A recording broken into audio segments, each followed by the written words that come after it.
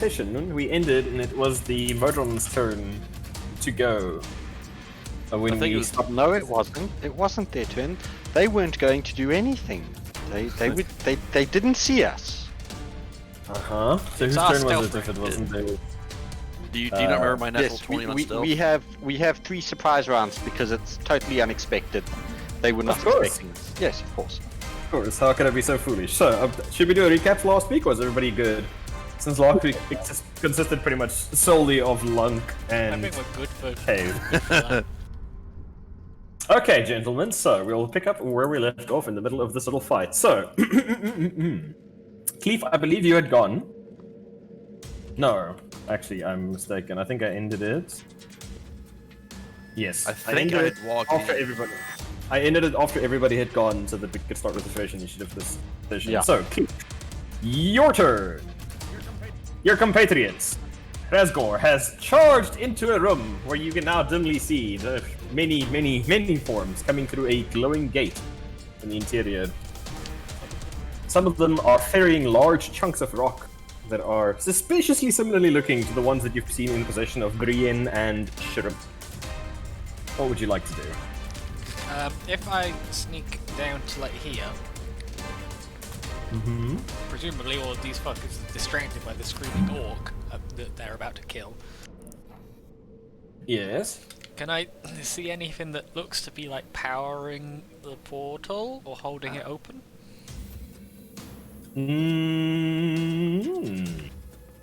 Make an Arcana check for me.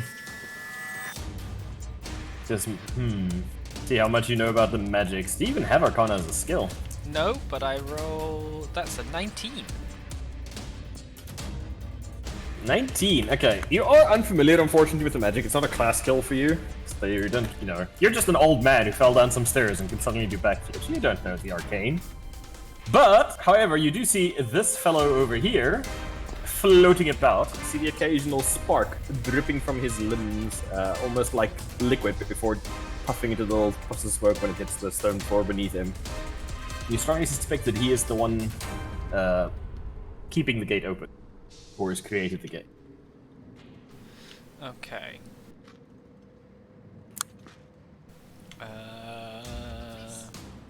Just count distance. It's all good.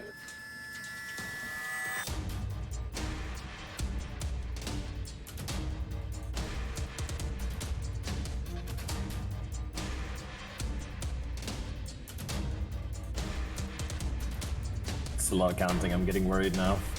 How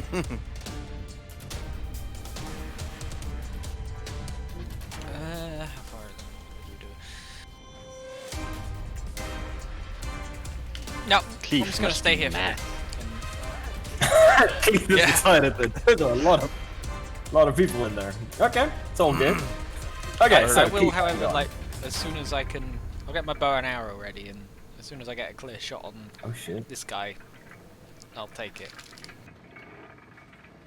Okay, no problem at all. Okay, so little Monodrone's turn first. Are these yeah. domes or drones small or medium creatures? Medium. Yes. So The like 5 foot Tridrones tall. are... Tridrones are... actually they're a bit larger than that, believe it or not. They're about 6 feet. I was picturing them being like little small things. They're much more terrifying now. And there are many of them. Oh no, the smallest ones are these little monodrones, the singular eye ones. They're like little cherubs that float around. The quadrones, the little flying archers, are also not the largest. They're about hobbit size. The deodrones and tridrones are medium sized. Sorry for not. I'm gonna need you taking to that here. customize each one's size to be the approximate. I will do so for you. So at some Okay. point we can expect an adept of the Mechanicus to come out of that portal and like lay waste to all of us at this rate. I mean, I wouldn't put it beyond them. You Okay, wish that's so- a Necron portal. This little monodrone over here is going to attempt to stab Squig. So just get those two out of the way because they're like way the hell on the other side of the world. First roll of the evening, natural 20. That's a miss. That's not a miss. It's okay, mana drones don't do a lot of damage. That's gonna be 2d4. Squeaks don't have a lot of hit points. Oh, wow. Maximum damage. 9 Oh, points no. of damage. 2d4s maximized +1. Fear the tiny But you mono s- drone you've put in the corner. So 9 damage total? Yep, 9 damage total. Then it roll d4 +1 for Oh, damage. 2d4 was the... Okay. Yeah. I thought it was 2d4 times 2. I was like, oh, Oh no. Okay, Mono Drone's turn. I'm just gonna pick up all these little guys. Razgor, you are very much running into the cavern looking at what's going on, and you see this starfish guy sweep one of his 5 limbs forward at you, and then from behind him you hear a sound almost like a swarm of bees as these little guys all take off. To come and say hello. Okay, as they all land around you, and you are suddenly engaged by a pack of really, really small people yeeting little javelins at you from every direction. Parlay? Parlay? Sure, you can attempt to parlay in a moment. It's no problem. Other little deer drones, these guys' attendants, are just going to move forward to cover him from any filthy people that want to get with their sword stab in the range. Okay, so these little 3 guys. Actually, they're just going to do this. Probably easiest for them. Fly over and they surround you. Alright, then they're going to use their mechanical efficiency skill. And that's going to be 1, 2, 3, 4, 5, 6 of them that are going to attack with advantage. And they are all going to attempt to make you slightly less Razgor than you were. 4, 5, 6. What's the name of my next character going to be? Oh, In something years like to that. come, when people are at barbecues and they cook lots of little bits of meat and sticks, they will call it the Razgor. The Razgor. What's your AC is 19, eh? 19, yeah, with haste. 1 hit, miss, miss, miss, miss, miss. Wow, 6 rolls with advantage and only 1 hit. That's pretty crazy.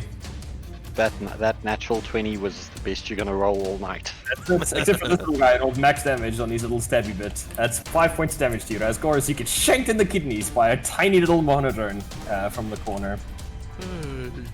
Yay. Okay, that's gonna be all the little monodrones. These guys are all going to hold their turn for now until they see something happen. Like if an event happened. Alright. Tridron's done. Grolden, your turn. I get past the old backflip man. If you stand on either side of him after ending your movement, yes, it should be fine. It's a wider section of the passage. So I can't just run past him. Do I have to kind of stop here? No, you can get past, but you can't stop in an occupied square. Okay, fine. Essentially, I want to use double my movement, dash, to see if I can yeet myself, kind of, and wall run to dodge as many people as possible. My plan being to barrel roll these guys as much as possible to stop their production line. Ooh. How pos- Monks have some kind of wall running thing, don't they? I haven't seen something special. I haven't seen something specifically called wall run when I've been looking at things, but I've got the air dash, which lets me do an extra long jump. And there's another thing from monks as well. Oh, that's only level 9 where you can run along vertical surfaces. Okay, never mind. He is. I would say if you want to do a... I suppose they don't specify the running start has to be in a straight line, so... Yeah, because I can do a dash as a bonus action, so that would let me move double and still hopefully attack people here. Okay, so you want to do something like run up here, jump off, like use this ball as a springboard basically, and then long jump to the other side of the cavern over there. Pretty much, yes. Whew, flashy, I like it. Sure. Should work. I think you need to make a jump. Yeah, your jump distance. Or what's your jump distance currently? So your normal jump distance is your strength score in feet. As long as you move at least 10 feet beforehand. Your strength score, as in my strength is 13, so my feet is 13. Yes. So if you've got something that allows you to jump further, if you have like a monk thing that improves Yeah, your Step of the athletics- Wind lets me double my jump range. Okay, so you could jump 26 feet. So Yes. that's like 5, a bit more than 5 squared. So you can basically run up here. We'll say Essentially, it's to here. 1, 2, 3, 4, 5. Yeah, you can basically jump all the way over there. Do you wish to do so, sir? I do. Holy crap. Okay. So, you guys have often heard of people saying, you know, I'll do something when elephants fly. Well, Cleef and Razgor, you have both now indeed seen an elephant fly over you, Razgor, landing majestically on the other side of the Tridrones. Because that would have been my my bonus action. Can I still finish my movement to come and punch these guys over here? Yeah. You don't have to use all your movement in one burst. Because I essentially want to see if I can stop their production line. Okay, you want to stop them from carrying the rocks out of the cave. One natural 20 Oof. Okay. and one good old natural 3. So One- the 3 would be a hit of 9, and the 20 would be 26, of course. All good. So, hit of 9 is unfortunately not enough to connect, but a natural 20 is definitely good. So, dear drones. 7 plus 5, 12 damage. 12 points of damage is enough for you to kill one of these little boys in the production line, and he clatters to the ground, leaving his javelin on the ground. Anything Probably else? going to regret this, but I'm trying to save us time, guys. Okay. Is there anything else you would like to do, Elephant Man? There's nothing I can do, to be honest. Okay, so you're just basically going to try and plug this hole and stop them from carrying out any more stone. Yeah, I'm probably Okay. going to try and leave the room quickly in this waysy direction. Oops, sorry. Bashing over the drones as I go. Okay, works for me. No problemo. Painter Drone's turn. It sees that there's this elephant man trying its damnedest to... Ooh. Damn, who would it go for in this instance? I suppose it would probably go for the elephant since you're the one screwing with its operations. Elephant is gonna float over, woo, like a spooky ghost. And then you see it contract almost like a piece of paper getting crumpled up, and then suddenly expand again. And you see it expel a enormous cone of gas in front of it. I need you to make a Constitution saving throw, please, Matt. Okay.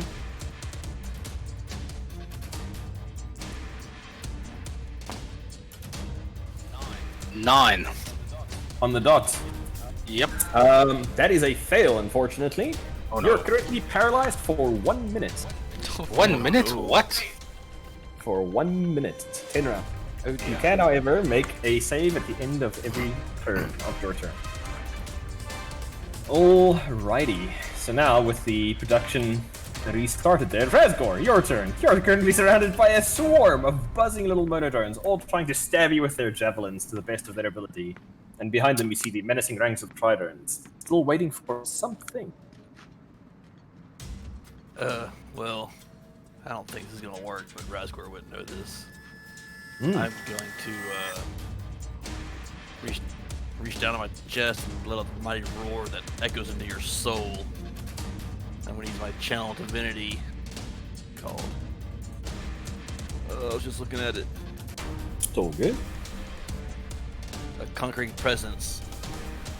As an action, force chosen creatures within 30 feet to make a wisdom saving throw of 14 or be frightened for 1 minute.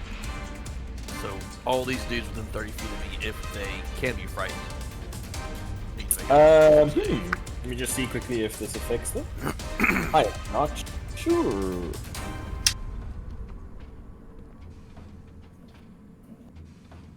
Frightened is just a condition, right? Yes. It makes them. A walk frightened creature away, has right? disadvantage on ability checks and attack rolls. While the source of the sphere is within sight, the creature can't willingly move closer to the source of the sphere. Give me 2 seconds. I just want to see whether or not Axiomatic Mind actually affects that. I'm not sure. You don't know every rule in the book for every creature? God. Nobody runs Motrons. Axiomatic Mind. I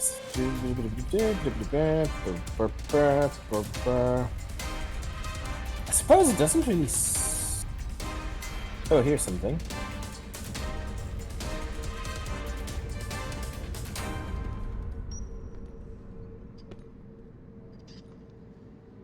Huh.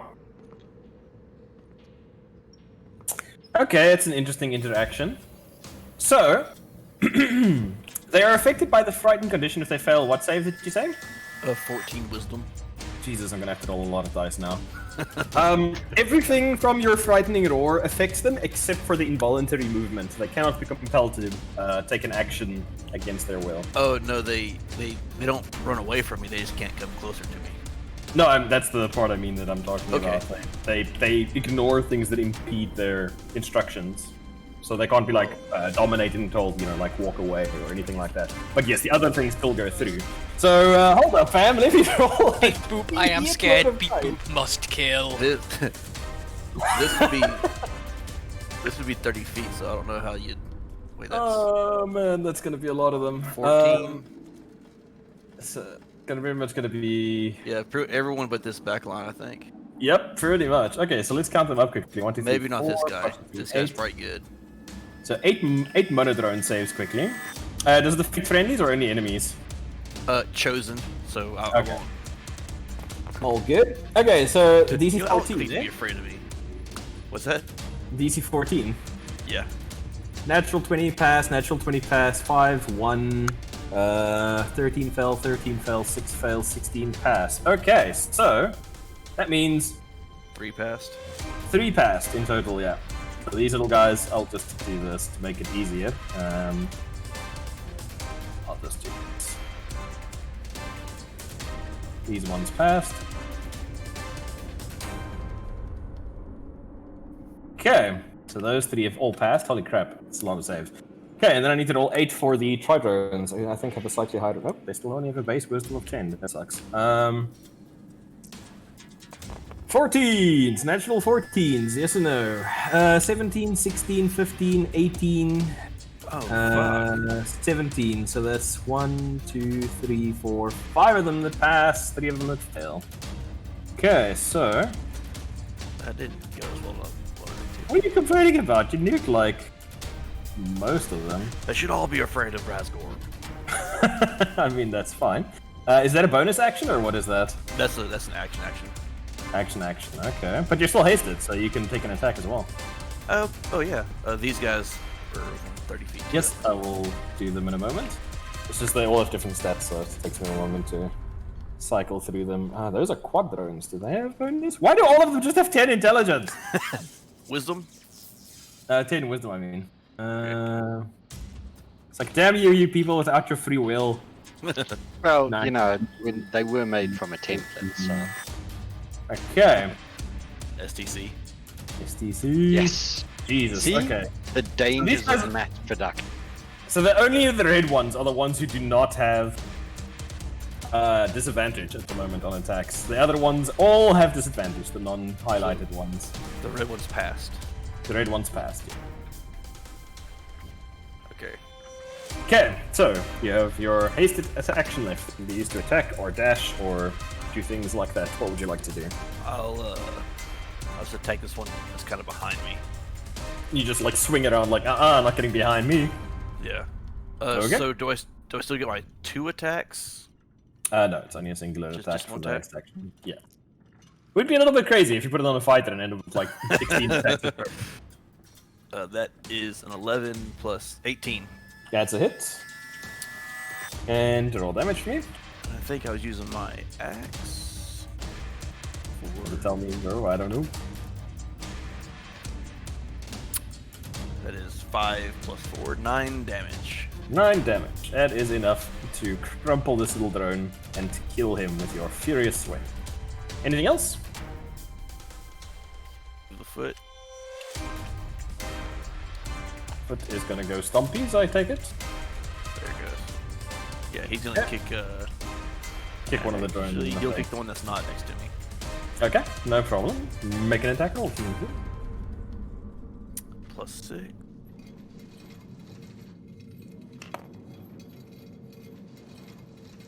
$21. That's a hit. Damage. They've got a very low AC. The Monodrones have got an AC of 15. Ah, that's a 4. Okay, so you like conk, kick it in the face, but otherwise don't injure it. Right, it's Warg's turn, or Squig. Squig. Squirg? He's gonna- Jeez, your character's got all the actions, good lord. That's because he's gonna bite the only guy he sees. Yep, roll damage. for me. That's 7. You cannot conquer the Monodrone! Anything else? I need to summon something. No, that's I'm done. Is that good? Okay, that's we're done. Quadrones. Quadrones are going to sweep up into the air. Oh man, they really got wrecked by that breath.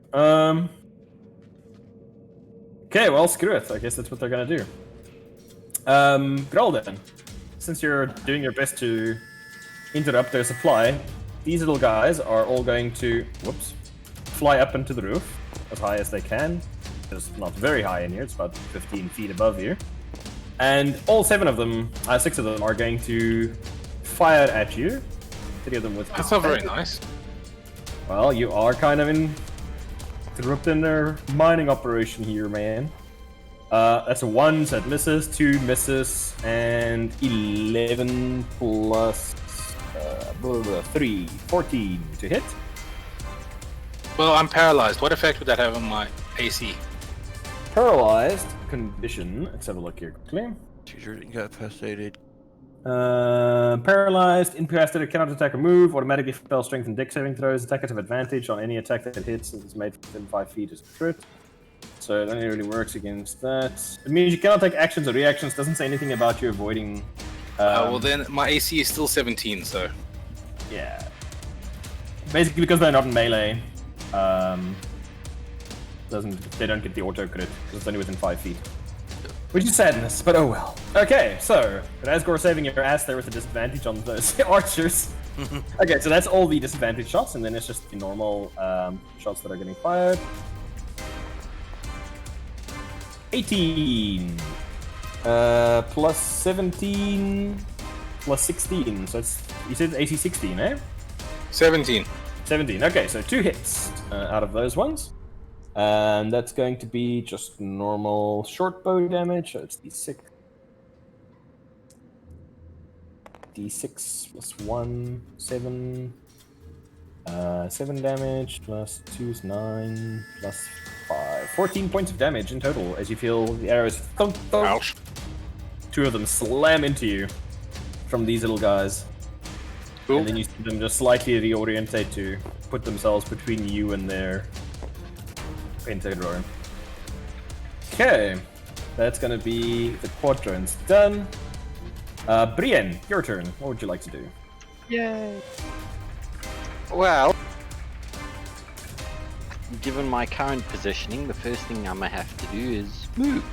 And as I move, I am going to stow my longsword and summon a short sword as my pack weapon.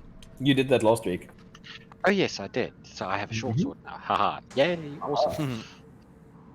Yeah, I can get to about there. Okay. I shall move there. Can I see that monodrone there? Yes, you can indeed. Awesome. I am going to Eldritch Blast it. Sure. Make your attack roll with me.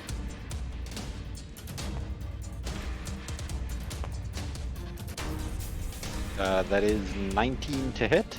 That's a hit.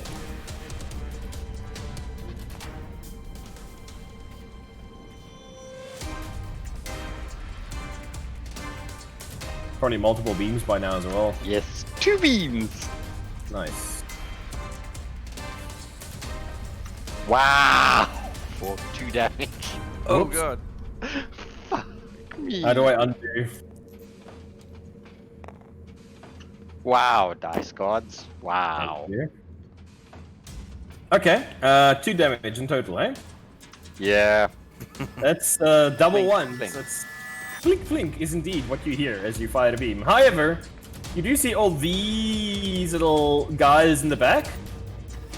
All of the tri-drones, like, unified, like a bunch of searchlights on a bunch of turrets, turn and look at your direction. And now they take their turn. Well, It seems like whatever you've done was what they were waiting for. Okay, so... thank goodness Cleef's there. Brilliant, thanks. They don't care about Cleve. Oh, cool. He's not the one using magic. It seems they were given very strict instructions on what to do if they saw a caster. Conga line, apparently. Okay. Oh, you'll see why in a moment. So, Yeah. you see all of them conga line over, They transform block the doorway, take... Each of them is wielding 3 spears, alright? Yeah. You see them take 2 of the spears, cross them in front of it like an X, in front of them like an X, Yeah. then take 2 additional limbs and hold on to the friend immediately to the right of them, or left of them from your perspective, I suppose. And you see all of them suddenly start glowing a brilliant electric blue that looks almost painfully white when you're looking at them. Oh dear. And that is their turn. Okay, Brian, anything else you'd like to do with the remainder of your turn since they've now done their the action? I can't see anything. Well, I can see the one of those 2 in front of me. So I suppose I'll hex one of those 2. Okay, you bonus action hex one of these boys. Yeah. And chosen the ability where they will have disadvantage will be. Let's go with. Yep, sounds fine. All good. Okay, so while that's going on, Brienne, Quadrons, Deodrones. Deodrones, there's not many Deodrones left in here. Oh, they're going you're to... gonna hate me. That's fine. Yeah. They get to repeat their save every round. Gralden, you see the conga line reform, ignoring the disintegrated remains of the one that you have injured. And you actually see from your paralyzed state, like you're just standing there, stock still, like a statue. And now you see them bringing up a object from deeper within the tunnels that's giving off a blue glow. And if I could just import my object quickly. Oh no, not the That would help. object! Right. The object! I'm like, object? Why you know object? Let me... Why are you not allowing me to... Give me a moment. Listen to the game. It's trying to tell you something. It's trying to tell me that you all need to die! Yes, but you're the DM, so rocks fall, everybody die. Why can't I edit this thing? What is going on here?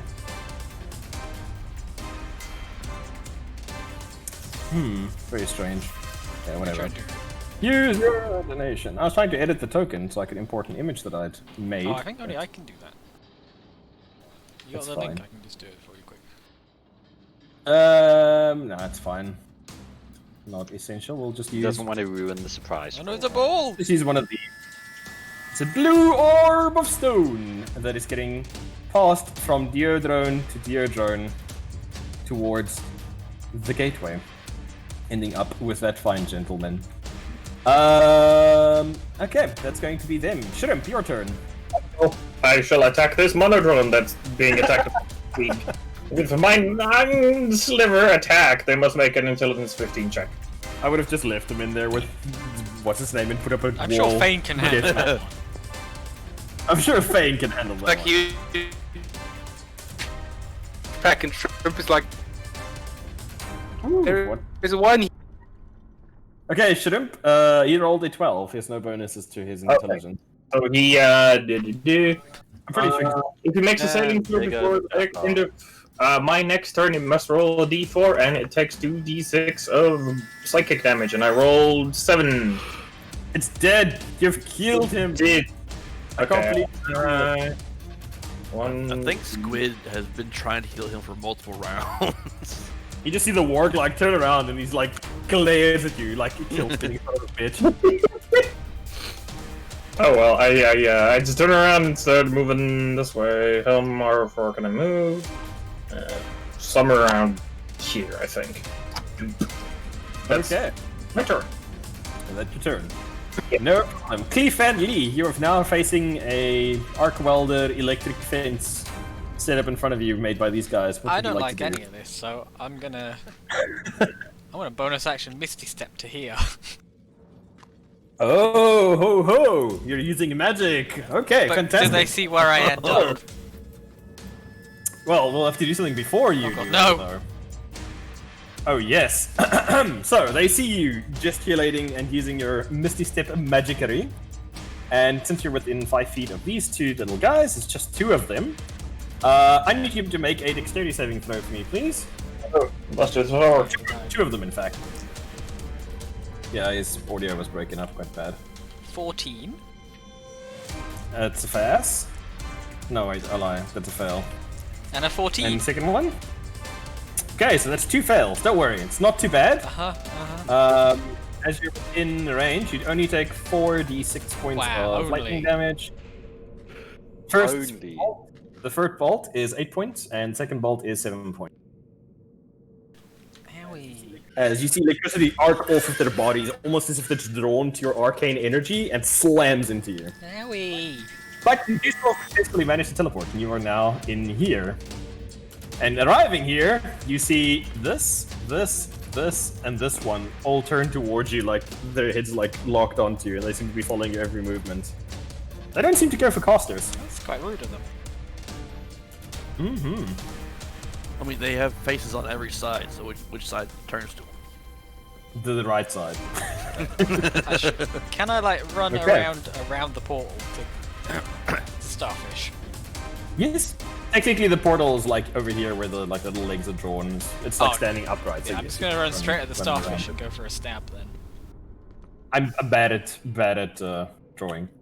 Okay. As you do that, though, these little 2 attendants are going to try and intercept you. Don't do that. Both of them are Didn't, going. didn't they fail their saves and like can't do stuff? No, they're fine. They were far in the It's back not line. their They didn't turn.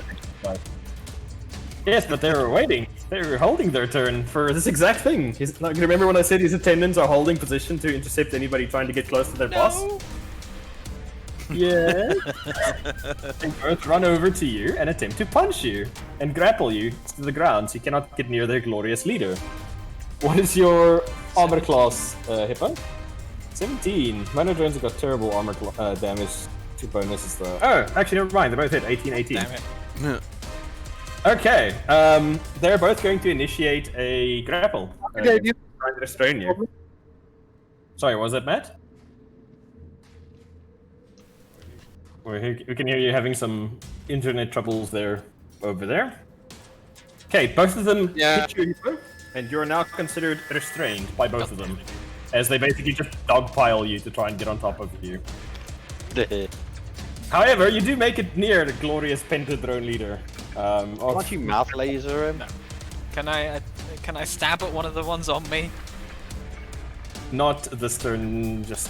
Actually, no. Technically, it's your turn since they reacted. So yes, you could make a... If you've got an action I left, you still can try and do use your have my action to break out of the restraint.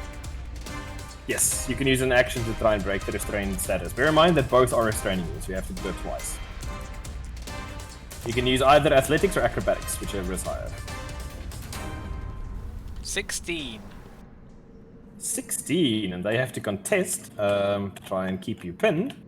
So let's see if these little guys can do anything cool. 13, fail. Okay, so you managed to like throw the one drone off of you almost by main strength because they're not very large. But the other one is like still sitting on top of your chest, basically like holding you down to try and keep you away from Glorious Leader. So you are still restrained for the moment.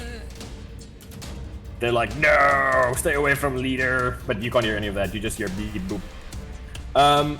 Okay. So that is going to be Hippo's turn, unless you have anything else to No, do. that's me. Am I grappled or restrained? Grappled. And subject to the restrained condition. Okay. So that's going to be that little guy. That's Hippo done. Cleef's turn done. Mono drones. Oh wow, it's their turn now. Actually, that's good. This one's going to. Sorry, was that Matt?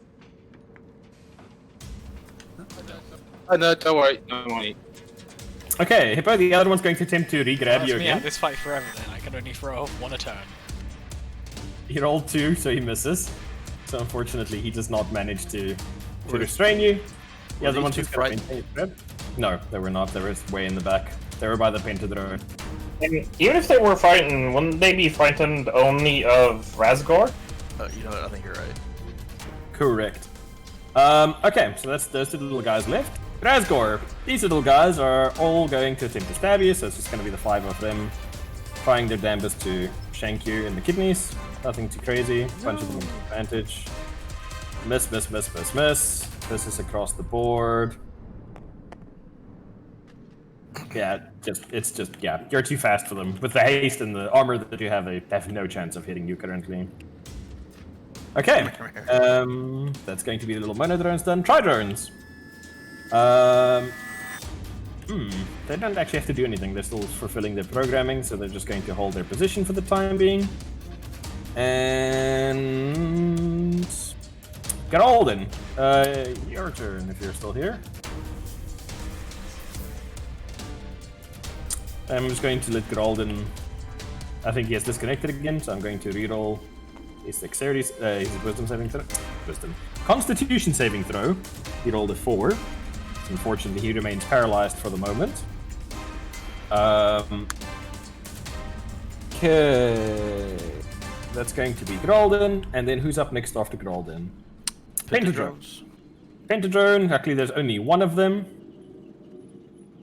It's going to fly over to the orb, take the orb, and fly back to the gate, and whoop, disappear through the gate. Removing himself, plus the orb from the cavern. Come back, Marble, you can't leave. That's going to be the Pentadrone's turn. Razgor, your turn. You just shit on my parade, Griffin. I'm so sorry. Okay, first, this dude can move 50 feet around. 5, 10, 30, 35, 40, 45, 50. Yep. Can he fit through there? He's not going to be able to squeeze through here, unfortunately. Alright, he'll go around this way. 10, Okay, he heads deeper into the caverns in 20, search 25, of 30. something. It's somewhere right around there. Okay, it's all good. It's no problem. Alright, Razgor's turn. I'm going to, I guess, start with this drone here that's not afraid of me. Mm-hmm. Does the existence offend you? Yes, 17. Beep boop. 17 is a hit. Adding 4.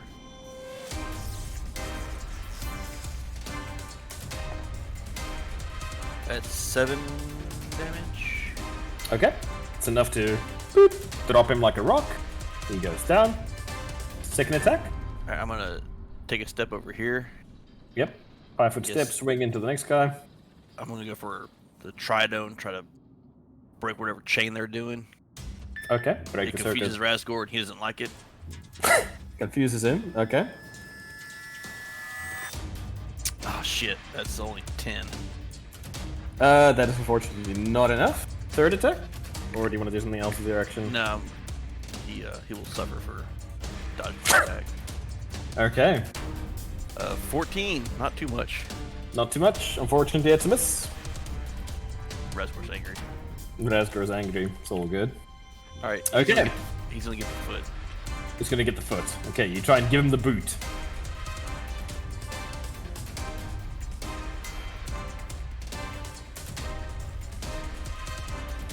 +13 what was it, 6?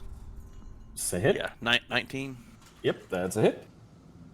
8, 3. Oh, max damage. That's 11. 11 points of damage. Alrighty, you thrust deeply into the vitals of this creature, the energy actually sparking off of your weapon, and it stays standing. now using its 2 comrades, it's holding on to more as a way to keep itself standing rather than just a chain in this. So device. how does the mighty boot actually wield a weapon? It doesn't. It just boots people in the No. face.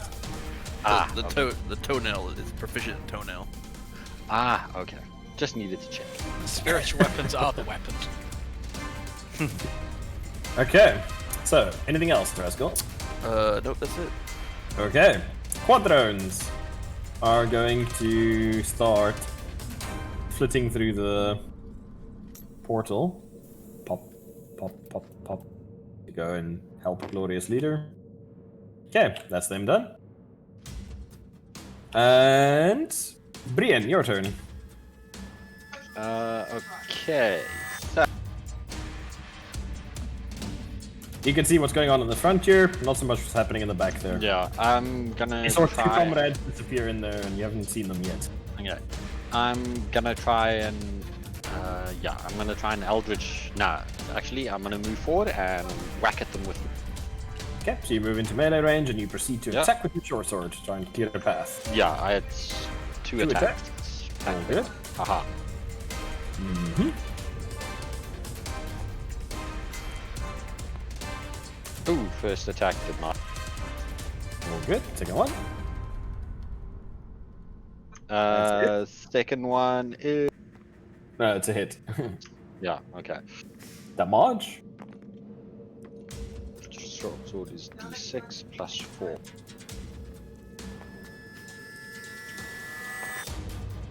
That's 8 points of damage. 8 points damage. Okay. You stab him into the 2 little indents you made earlier and you blasted him with your Eldritch Blast. If managing to turn them from indents into actual holes, and you see a clear fluid start spilling from it. Ah, Full set. let's see. What else can I do?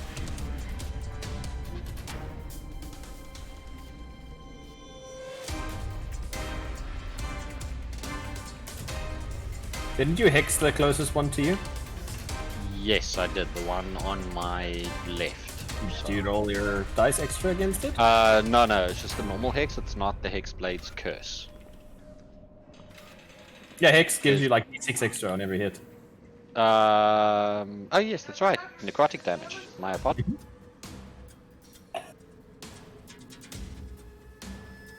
Okay, while you're doing that, who's next after Brienne? We've got the Deodrones who are gonna start thumping their way into the.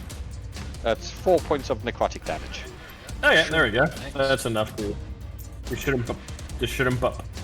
Okay, Brienne, Deodrones, then Shrimpy. So, Deodrones. Oh, and the hex jumps to his buddy next to him. All good. And have we managed to break the circuit on that thing now? Yes, you do in fact see that they have stopped arcing with their blue energy as you Wonderful. kill that one. You guys see these little Deodrones clomp into the portal. Well, you don't. From your position on the floor, you do see them. Can I see clomping through the past portal you. Just from where I am? make a perception check for me. So you're currently getting dogpiled. You're just trying to like sneak a glance through. 26. Holy shit! Yes, you do. You see a vast plane. Looks like it's been constructed of clockwork and bronze.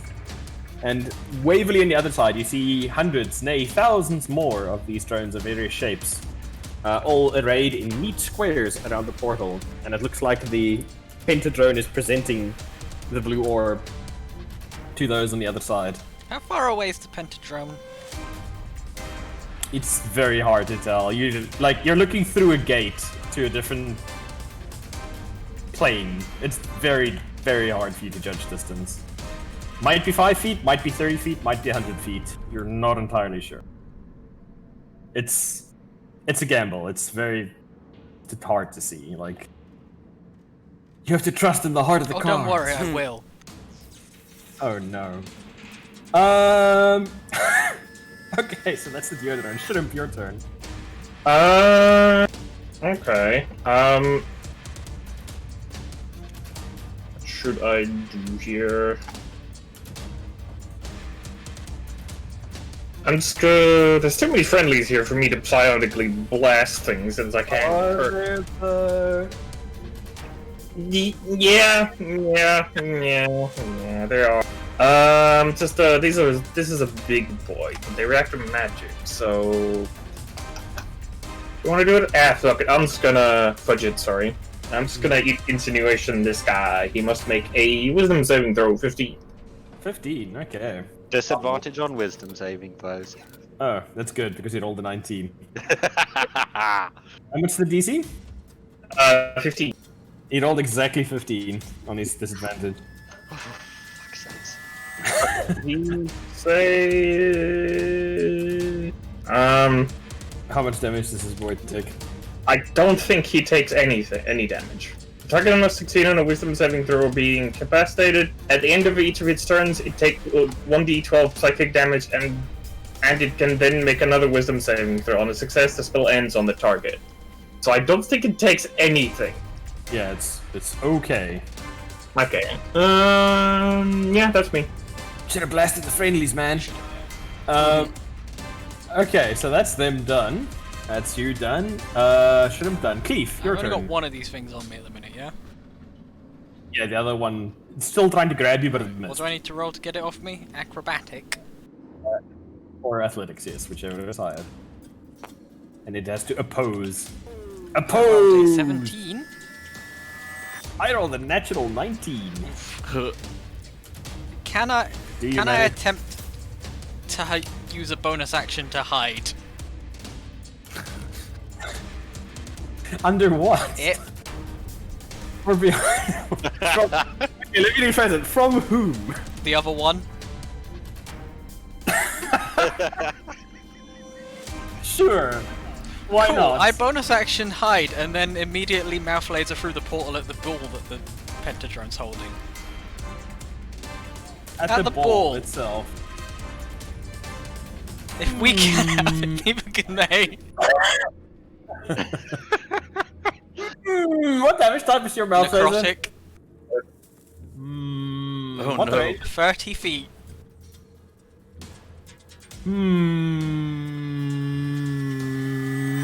Come on, give it to him. Come on. No, I'm Tina. just thinking how exactly this interacts. Just give me a moment. I need a D100. You can tell this is something you planned for. Well, I know you people love blowing up magical artifacts. See Especially campaign 1, balls.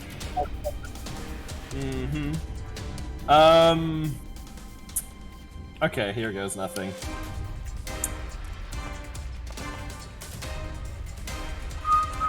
Okay, so if I roll. Okay, so good news is Percentile says you hit. Good. If you roll. So now I need you to actually make an attack roll for me with your mouth laser. 14. 14 is enough to hit the orb. Okay, so you have hit the orb successfully. Roll damage for me, please. I don't think you really need to hide from them 19. specific- Okay. Well, that's rude. Hippo, inadvertent destroyer of planes of existence. Don't worry, I've done it before. Not quite. Hippo. Shit. My You favorite see- words. Detonate. Throwing shards of what looked like black glass, losing its luster almost immediately as it explodes from the contact with your beams. In every direction, cutting down the Dio drones, murder drones, quad drones, everybody that's been like trooping through this gate that's still kind of clustered around the position of this painted drone triumphantly holding this thing up.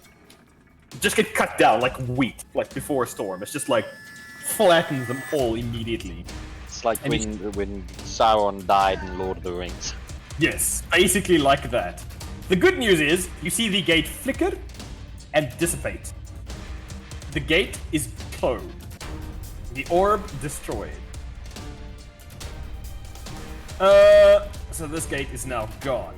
So, let's see, Modrons.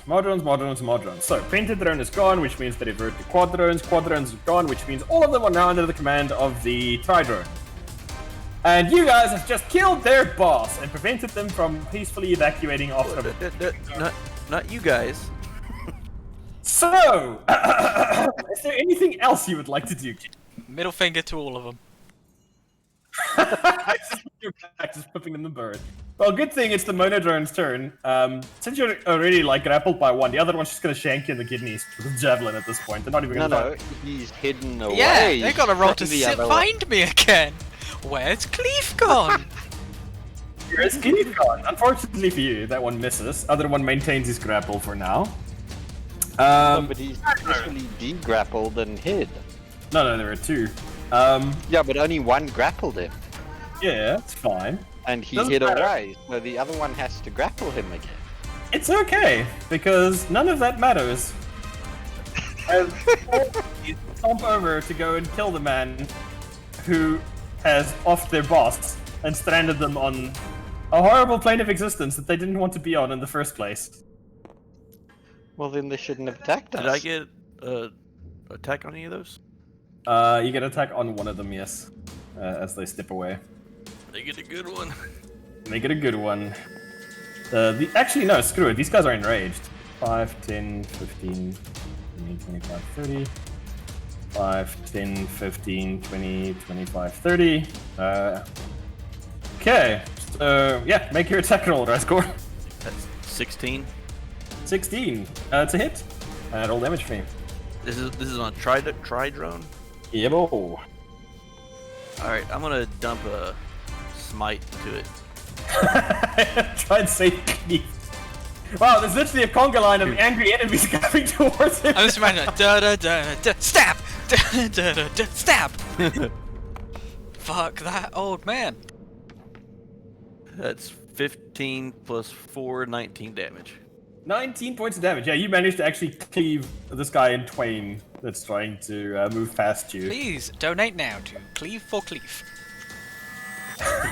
Cleave for cleave. Okay, Hippo, the ones that have made it into melee range of you, let me just arrange them a little bit more neatly on these squares. It's easier for everybody. Luckily, 3 of them still have disadvantage from the roar. Or is it only against you, Razgor? Frightened. Frightened creature is initiated on the ability check and attack rolls while source of the sphere is within line of sight. So yes, everybody. Okay, so luckily for you, Hippo, disadvantage, that roll becomes a 5, disadvantage, that one becomes a 2, disadvantage, that one becomes a 7. So 7 plus 3 is 10. So 3 of them miss their attacks against you because of the fear aura that Razgor has used. The one that without fear, though, is going to try and hit you. That's going to be a 19 to hit. Oh! Shit, sorry, I screwed this up. Badly. Each of them has 3 attacks. Okay, This is so an let's try urgent that again. appeal. Cleave for Cleave. Old men need your help. Okay, so it's 19. What did you say your AC was, Hippo? 17. 17. Okay, so only one of them hits from the guy without disadvantage. And then it's roll the 2 other attacks for each of the other guys. 1, 5, 16's a miss.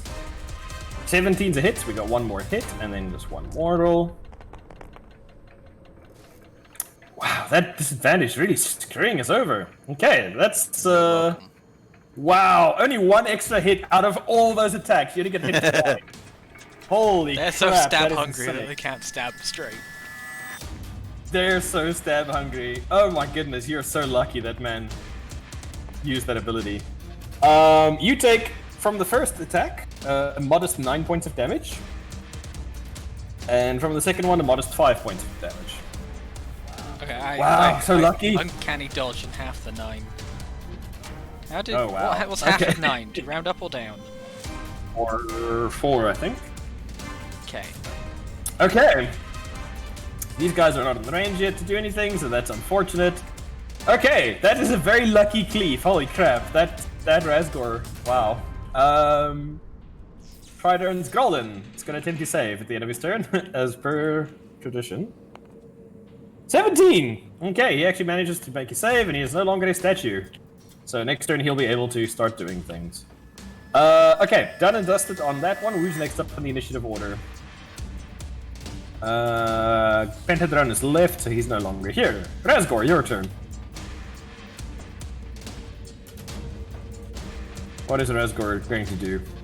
Razgor, seeing that everybody's hogging all his kills and the obvious superior fighter. Mm-hmm. Superior fighter. Superiority fighter? It's random died.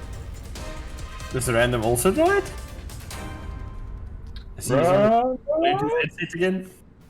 Because I disconnected. Right? Damn it. Damn it, random. This couldn't happen for the 10 minutes that it wasn't my turn. I know, right? Okay, random. So, what are you doing, you said? Sorry? I was, well, I'm reloading, but I was going to run around to the 3 tri-drones that are fighting Hippo from like the outside. I'm going to take each one once. Okay. Are you just like hugging these guys and running past them? I've got 60 foot of movement, so I'll take the attacks from the guys I'm engaged with. But I'm going to try to like loop around to avoid the other drones. Okay, so you're just basically gonna do this.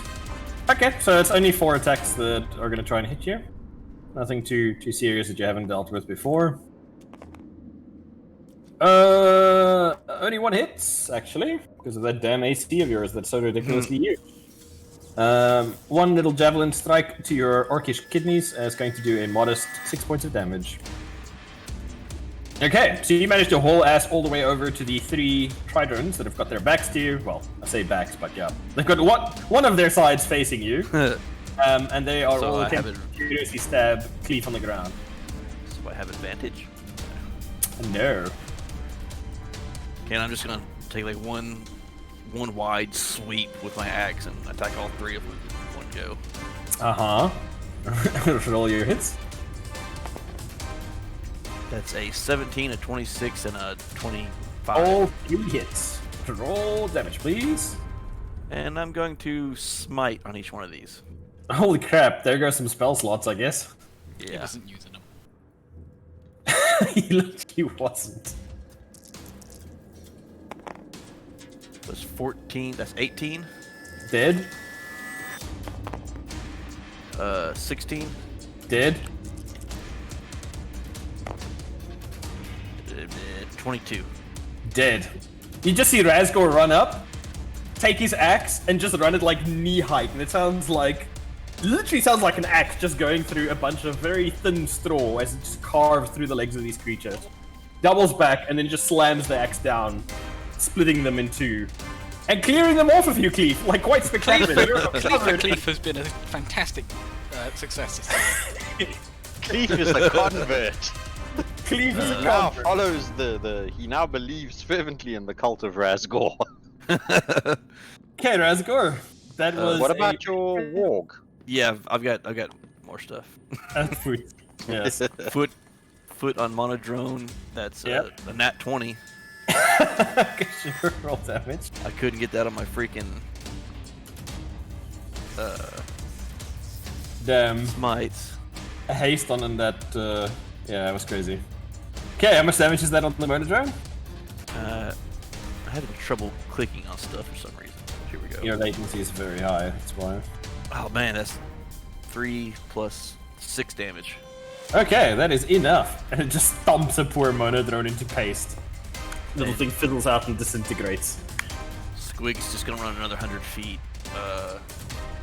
Yeah, he's just basically holding ass to try and get around here. Okay. And that's it. So that's Okay. all I'm gonna do. That's all you're going to do. Good lord. Paladins, man. Paladins. Okay. Razgor done. Brian, your turn. Your companion seems to have cleared the way. Rather successfully. What would you like to do? I'm going to move into place there. As I move, I'm going to draw my dagger as well, so I get a 3rd attack. Haha! Oh wow, look at that, it's going full. No modifier, but, you know, a hit's a hit. Sure. And I'm going to attack that monodrone. Okay. What's the roll to hit me? The monodrones have an AC of 15. If you hit So, first attack. Tubeman. Second attack, hit. Mm-hmm. And the attack with my dagger hits. Okay, all 3 hits. As long as you're all 5 or more, you kill them. Because they have very little HP. That is on my first attack. That is 6 points of damage. 6 points, okay, 1 down, so you cleave the one in front of you, So stab it, can the remaining attacks? Can I Yeah. just spread the remaining attacks out? So then the Yep. second attack will go to the one I can still hit. Mm-hmm. Do I need to re-roll the attacks? No. That's not like third aid, you can just disperse attacks and movement as you see Okay. fit. Second attack is also 6 points of damage. You got a second motor drone? Shame, these poor guys are just getting murdered now. I feel kind of bad.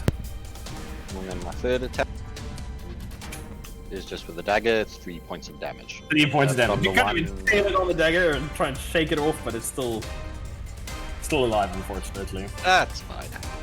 Okay, not quite a 3 for 3 like Razgor, but pretty close. No, I think I did pretty. Remember to move your hexes around, eh? That's actually right, because he killed one of the ones with a hex, so that'll jump to the next one that's there by Cleef. Okay, you jump it on. Sort of the Cleef. way I see it is that it just jumps to the closest from each one. That's fine. You can move it however you like. Okay, so the drones are gonna move in, so that's going to be 15 feet of movement, 15 feet of movement, 15 feet of 20 feet of movement. Won't that provoke from Jathar with that movement to 3, those two? 4, 5, 6. I'm going to in a moment. 1, 2, 3, 4, 5, 6. So they can only get there. 1, 3, 6. So, yeah, they're all still pretty much just swarming in to try and kill Cleave. They don't care about you guys. They have one command that they're just trying to fulfill at this moment, and that is to relieve Cleave of his belongings. Cleef Monks Cleef get is unlimited once defensive again opportunity. back in full swing. Okay, so as a reaction, Geralden is going to make his attack of opportunity against one of these boys. Hoo-yah! Rolls a 5, unfortunately, which is a miss. Okay, that's gonna be Geralden for his singular reaction that he gets. Okay, so that is going to be all of them done. The ones who've gotten into Cleef stabbing range, though. 1, 2, 3, 4. Gonna use their reach to try and stab you, Cleef. Yes! 17. 1 hit. So not too bad, luckily for you. Oh, nice. 7 points of damage. Owie! Owie! Okay, Theodore's done. Shrimp, your turn. Okay. In this procession now of enemies that are just moving towards Cleave to go and try and stab him. Okay, I'm gonna move somewhere over here. And if I'm correct, I was trying to figure it out, but 30 feet is around somewhere here, correct? For me. It's 6 squares. 1, 2, 3, 4, 5, 6. Okay, so I need to be a little bit closer, so I'm just trying to basically blast as many as I can with my psionic blast. I think that's the boundary. That looks about Okay. right. Okay, yeah, so basically I should catch a lot of these people in psionic blast cone. Pretty much almost everybody. Like this guy will get hit. No, would he? No. Would he? Is the cone, right? It's a cone. Its width is half of its length, so it's 15 feet. Yeah. Yeah, you'll hit quite a lot of them. Okay. They must make a dexterity saving throw 15. Okay, so just help me count check quickly. Who's all in this here? It's this guy, this guy, this guy, this guy, this guy. Right? I think One, two, this guy three, in? 5, 6, 7. It's half of from the length of the original starting point. So if this guy is, this is 10 feet, so That's it's this. 5 feet. So it's, I think it's in. It's like half it. This, right? 2, 3, 4, 5, 6, 7. These guys are fine over here. Yeah, right? they're out of it. Yeah. Okay, so 1, 2, 3, 4, 5, 6, 7. Okay, 7 saving throws, you say. They're still frightened, right, Razgor? So they get disadvantage on saves, correct? They have disadvantage on ability checks. I don't think it saves. Ability check is a saving throw. Oh. Or is it? Ability I thought check that is was like a skill. I think it's. I thought the saving throws are specific. they're specific. Saving throws are their own thing. My latency went up high there for a moment. Okay, one net 20 and a 16. Anything Okay. else? All right. The people who succeed, nothing happens to them except they take half damage, and everybody else push 20 feet directly away from me, Okay. and knocked prone. Oh, how convenient. Those two in front get pushed 20 feet closer to Cleef. Yes. And the damage is 20. 20 points of damage. You are correct. Okay, so that's enough to kill these two straight up. This guy dies. That guy dies. That guy dies. And they are flung into the wall. 1, 2, 3, 4. That guy's flung down a passageway. Okay. Yeah, you, in a single fell swoop, have just cleared out a pretty large chunk of these poor guys. And that's my turn. Yeah. Yep. Still, I got nothing else. You guys see, like, Shrimp nonchalantly wander into the cavern, almost absent-mindedly glance over at the enemies, and just, like, an entire group of them just get crumpled like beer cans and slammed up against the wall. Didn't even lift a hand, he just, like, looked at them. Okay. Shrimp done. That's lost in the initiative order. So we go back to Cleef. Cleef, your turn. What I would you like attempt to to free do? myself from the guy sat on me. Yay. That is... I rolled a 4. Yeah, how much did you roll? 4. I rolled a 24. Okay, so you use your action and break free of the dog pile of tiny robot people that are angry with you. And then Fling them at you. I'm going to... Backflip your way to I'm gonna safety. stab one of them. No, I can't do that because that's my action. I'm gonna bonus action back, disengage, backflip away, and then move Okay. into this cave. Okay. Where there's more Probably. Vodron. That cave is just a giant pile of items. Sweet. That have been guarded, like, negligently. You see there's, like, blades and gold pieces here and there that are glittering on the ground, and it just seems like just a bunch of crap that they've just thrown there with no consequence. They're like, we don't need this. Then I'm gonna mouth laser this this drone up there. Sure. Sorry, lady, what was that? Oh yeah, sorry. I was gonna say sorry to interrupt since I forgot to do this on my round. Does anybody remember how many rounds we've gone through this session? Ooh. How many rounds? Yeah, 3 it's rounds. important for my haste. 4 4 or This 5. is the start of the I think fourth it's- round. Yeah. It's actually been 3. I've had Yeah, this 3 is attacks. the 3 start of 3 rounds of round attack. 4. Yeah. I Okay. rolled a 19 Good. hit anyway. That's more than enough. Roll damage.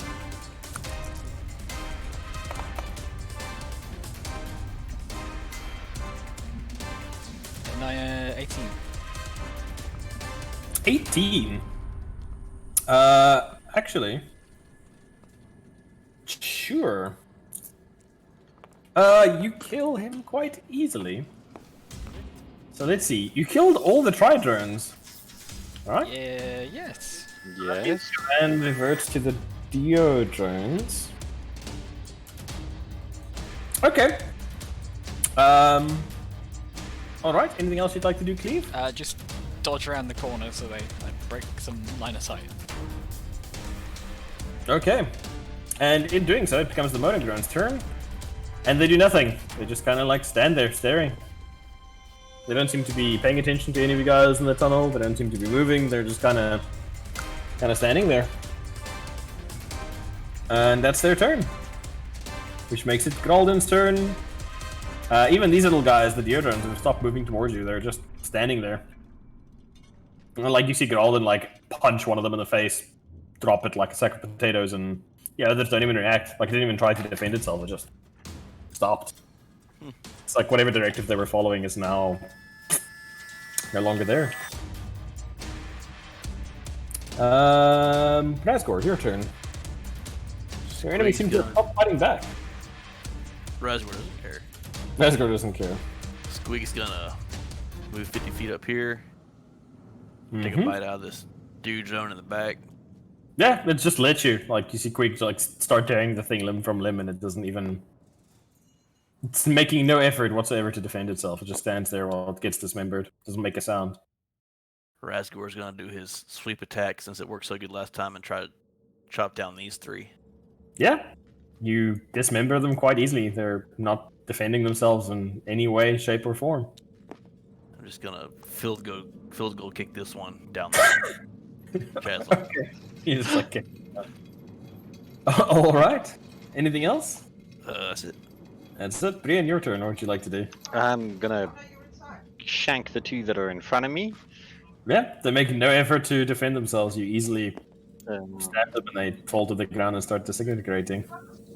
okay, and okay, the one that got field goal kicked is also disintegrated, or It's like slowly busy falling apart, and the bits that are coming off Okay. are disintegrating. It looks like whatever was issuing orders or directives to this swarm is gone. It's just you standing in a then I'm gonna move in there. remains with some weapons scattered around currently. Then I shall move forward there, and yeah, that's as much as I can do this. Okay, they ignore you. They're not doing anything. They're just standing there. Brian, your turn. What would you like to do? That was me. That just it. Yeah. Deodrones are gonna do nothing. Shrimp, your turn. Hello. In your pocket. It doesn't seem like our enemies are fighting, so I'm just gonna go. Is the gate still here? No, it's gone. It is shattered. Okay, so it's just like poofed. It is So, poofed. there's no, like- the pentadrone that was maintaining concentration on the gate spell is no more. Okay, so there's no like physical Oh, that would've been gate terrible. there. No, it's their Okay. entire. I just started wandering around like, meh, poking at these things. Oh, Yeah, up that's close, good. their construction is like remarkably similar to yours, Shrimp, Interesting. but far less sophisticated. So, what would you gentlemen like to do now that we're out of initiative? Which one's smaller? The Ah, we're out of rounds. which Wonderful. one's smaller? The monitor. Razgor's still on magic cocaine, so he's running around chopping down what's left of should break- robots. Well, 30 seconds later, your thing ends, and then you just like you can't do anything for like. Oh yeah, exhaustion's a thing, isn't it? Yeah, but it only lasts for a Should round. break the arms and legs off of one of them and keep it for science. So, what would you gentlemen like to do, you say? I'd like to poke at this thing and then tell it to move. Does nothing. I think me and Squig are gonna just walk around the parts of the cavern we haven't seen yet. Make You sure there's find nothing- in the parts that you haven't directly entered now that you go in there, it appears that this is a fairly recent operation. You can see here and there in the walls bits and pieces of metal similar to the units you've been fighting embedded in the walls where they've could have been digging with their bare hands. And you see shards of stone, flecks of stone, similar to the ones you saw in the snuff box that your robot comrade has, and similar to the stone that you've seen embedded in his forehead before, that he uses for his spellcasting focus. You've also seen Brienne in possession of 2 of these stones. It looks like they were trying to recover this rock for the reasons unknown. So the I'll pick one the up. big blue rock that they were carrying. Does that bear any resemblance to any of the rocks that anyone else has? It looks a lot like what your comrade Shrimps would look like had it been glowing bright blue instead of purple. Okay, so Shrimp, like you weren't in the room when they did it, but they carried how big was it? Like human head size? Oh no, like larger than that. It was basically getting like passed from like drone to drone. Think of it like twice the size of a soccer ball. Okay, yeah, they had one that like was the size of like a small boulder, like your one, but it was like really glowing. And they took it into the portal, and I exploded it.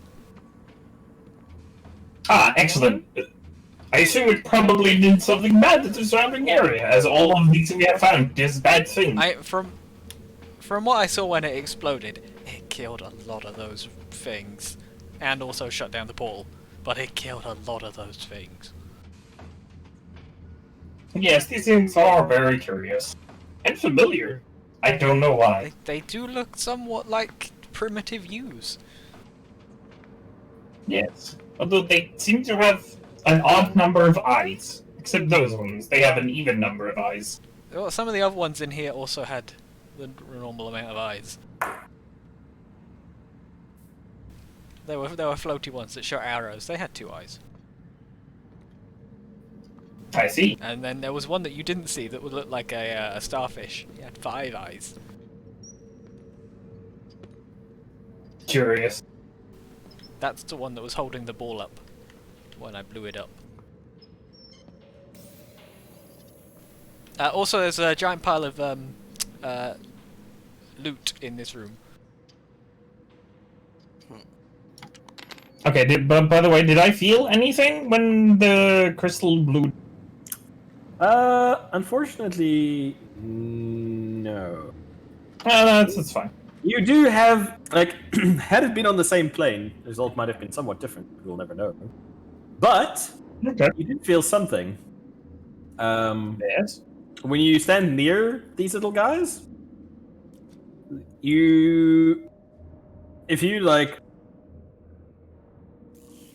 when you say that you were poking them, are you like physically poking them, or how are you poking? No, I was physically poking that, but since you said that, I'm going to like mentally poke them as. No, I'm just wondering. But yeah, I was physically poking them. Okay, if you poke them with your brain meats, or what passes Yes. for brain meats on a shrimp, you feel a sense of belonging, but at the same time, you feel like there's a void that pulls at you. Terrifying. It's like Thanksgiving dinner. What are the rest of you guys doing? So, Razgor, you're just murdering, I take it. You're just going around dismembering these things and kicking them around and just Yeah. having an orc tantrum, basically. When I found the shard you're talking about, I kind of pick one up and sniff it, and kind of bite on it, trying to figure out what it is. Unfortunately, it's asbestos. Make an... make an Arcana for me. Oh no. -1. Where's mine?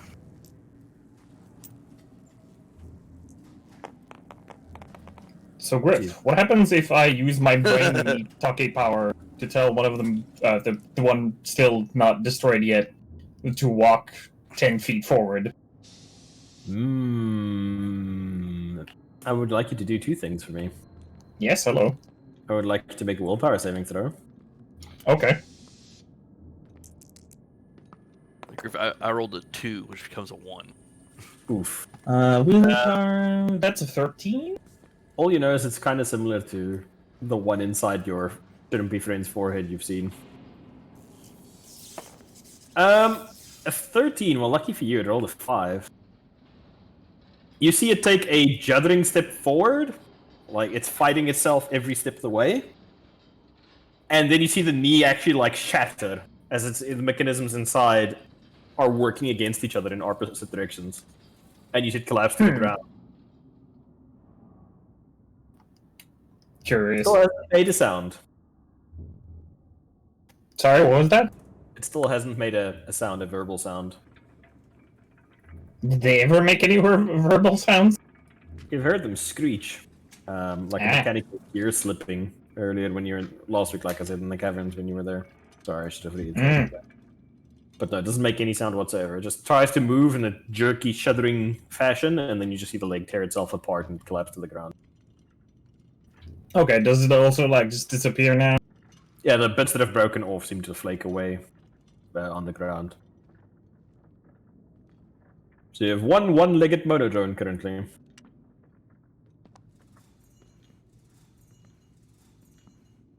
Razgor comes back, picking his teeth with one of the crystals. Oh, I missed one. So, what are the rest of you guys doing, Brian? I head to where Cleef is to inspect this chamber that he was talking about. It strikes me as odd that these drones would have left everything here. And I am curious as to why. They seem to only Yeah, really be there's interested in that ball. There's an assortment of bric-a-brac scattered about the room. You see piles of clothing. A lot of it very filthy and smells suspiciously dog-like. You suspect the former Knoll inhabitants of this cave may have nested nearby. Scattered on the floor, you find 3 gold pieces. Also just idly left on the ground as city's wealth, just discarded. And you also find an assortment of rusty swords and spears that have seen better days, but that also appear to have been discarded here. We can arm the militia with this. Did any of the spears from the other drones stay on the ground? The tri-drone spears survived, so that would give you 8 times 3, 24 medium-sized spears of unusual construction were used. I'll start collecting those up and somehow Make it a big old bundle. Yeah. Okay. I'll make one giant spear for me to use. Okay. And so, anything else you guys would like to do while you have some cavern time on your own? I would like to take rock samples of just not specifically of the flaky bits, but just the general construction of the rock to see if we ever open the quarry, we have some samples to show somebody who knows anything about quarry. Sure, I'm going to pretend that I know anything about quarrying stone and say sure. Don't worry, I don't either. I'm just gonna take rock samples. Oh, this Yes, is you grade take A rock. Yeah, this is best rock. Obviously, this is We've superior. hit pay rock. Yeah. Isn't Cleef like an expert Oh, hold on. miner today or something? Oh, he hasn't Oh, slept, shit. has he? So he's still a miner. No. Still a He's still miner. an expert Cleve miner. can tell you of what rock expertise. this is. It's Well, what rock it is? Yes. it's whichever rock Griff decides it is in the future. Amazing that. I'm going to see Pure- some kind of granite or... What do people traditionally construct keeps walls of? Diamond. Yes, diamond. Um, I'll tell you. granite is a good choice. I mean, it's a very hard rock, but I don't know if it's easy enough to manipulate. Sandstone? No, that's too squishy. Sandstone, it's too weak. I'm Googling. I'm Googling. I'll tell you what the Bastille is built out of.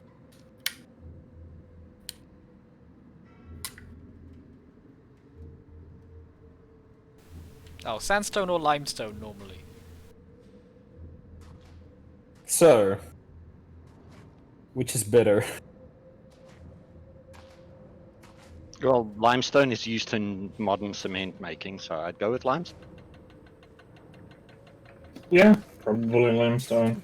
We're gonna invent cement. Screw it. Both. Yeah. Both. Both. Sandy limestone. Yes, there are both types of stone here in different sections of the cavern. I want to try and explore down the tunnel where those mono drones were because Cleef said that there was a blue rock that they carried up and they were coming in from that direction. So I want to try and follow that trail if I can. Oh yeah, it's like super easy. You can see there's been like a groove worn into the dust where they've been walking backwards and forwards.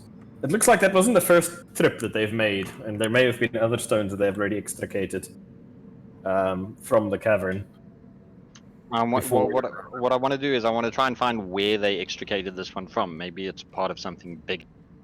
Right over there, where you find remains of stone splinters on the ground, and several sections of the wall that have been carved out by mechanical hands. Okay.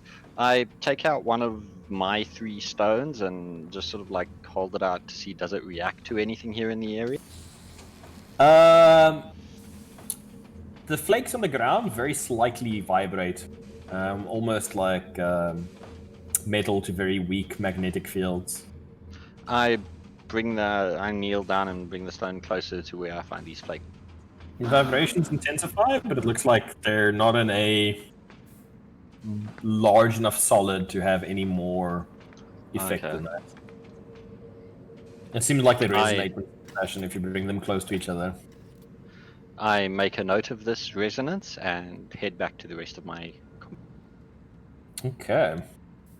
Anything else you gents would like to do while you're in the cover rooms? I'm just sorting through the weapons and stuff in the storage You fine! to see if there's anything salvageable for the militia. Sure. Roll a d20 for me.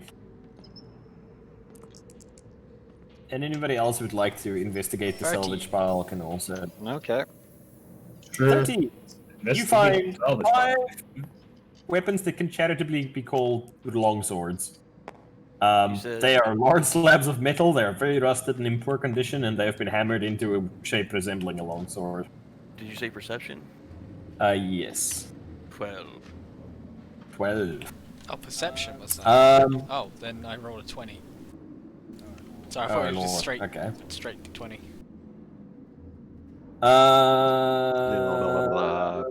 Perception. Yeah, Razgor, you see Cleve find a couple of 20 long on. swords. You dig around in the furs that the gnolls used to wear, and you find a pouch inside with 3 bowstrings that have been waxed and put away there by someone, but no actual bows to hold them. But you do however find some bowstrings to string doors with, should you ever find some. Are the spears from the drones made out of like wood shaft or metal shaft? They are made from a very odd-looking, light brown, almost creamy colored metal. And they're quite light, their construction. I'm gonna try to like test the springiness of it. Like when I bend it, does it seem to like hold the bend and like a pipe, or does it like spring back?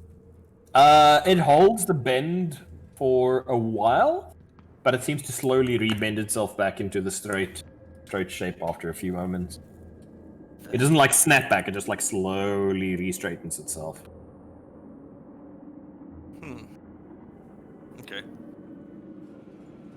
Alright. Brian, you find a gold coin that is rolled into one corner.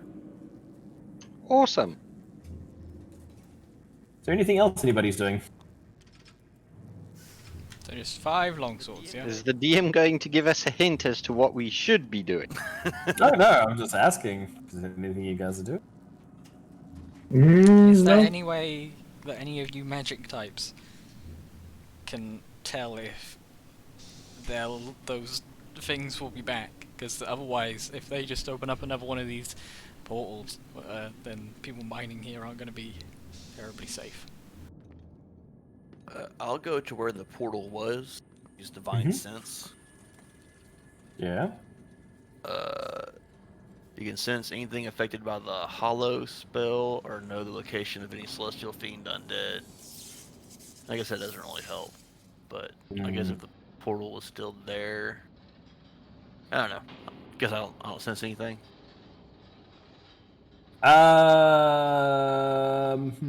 Cleef?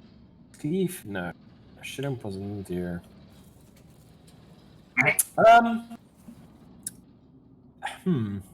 Pity it's only Hippo that was in the room at the time. Yeah. Yeah, I didn't see no portal. Yeah. Well, yeah, that's the problem. I mean, I heard there was a portal, but that's about it. You don't see any magical energies, put it that way, Letty. I explained You don't- in This was excruciating almost- detail about the portal and what it looked like. Exactly where it was.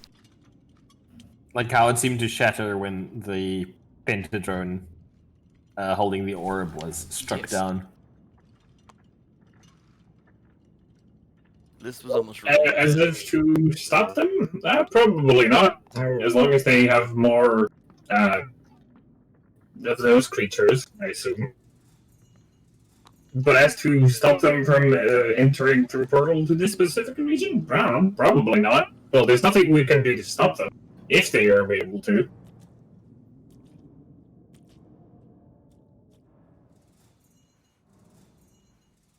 They were mighty focused on getting their rock They out. really were focused on that rock. I'll say the villagers will be fine. We'll be mighty warriors by the time they're mining down here. Follow my training. Strength training that makes them cry. Probably nothing to worry about until something happens, and then we can start worrying about it.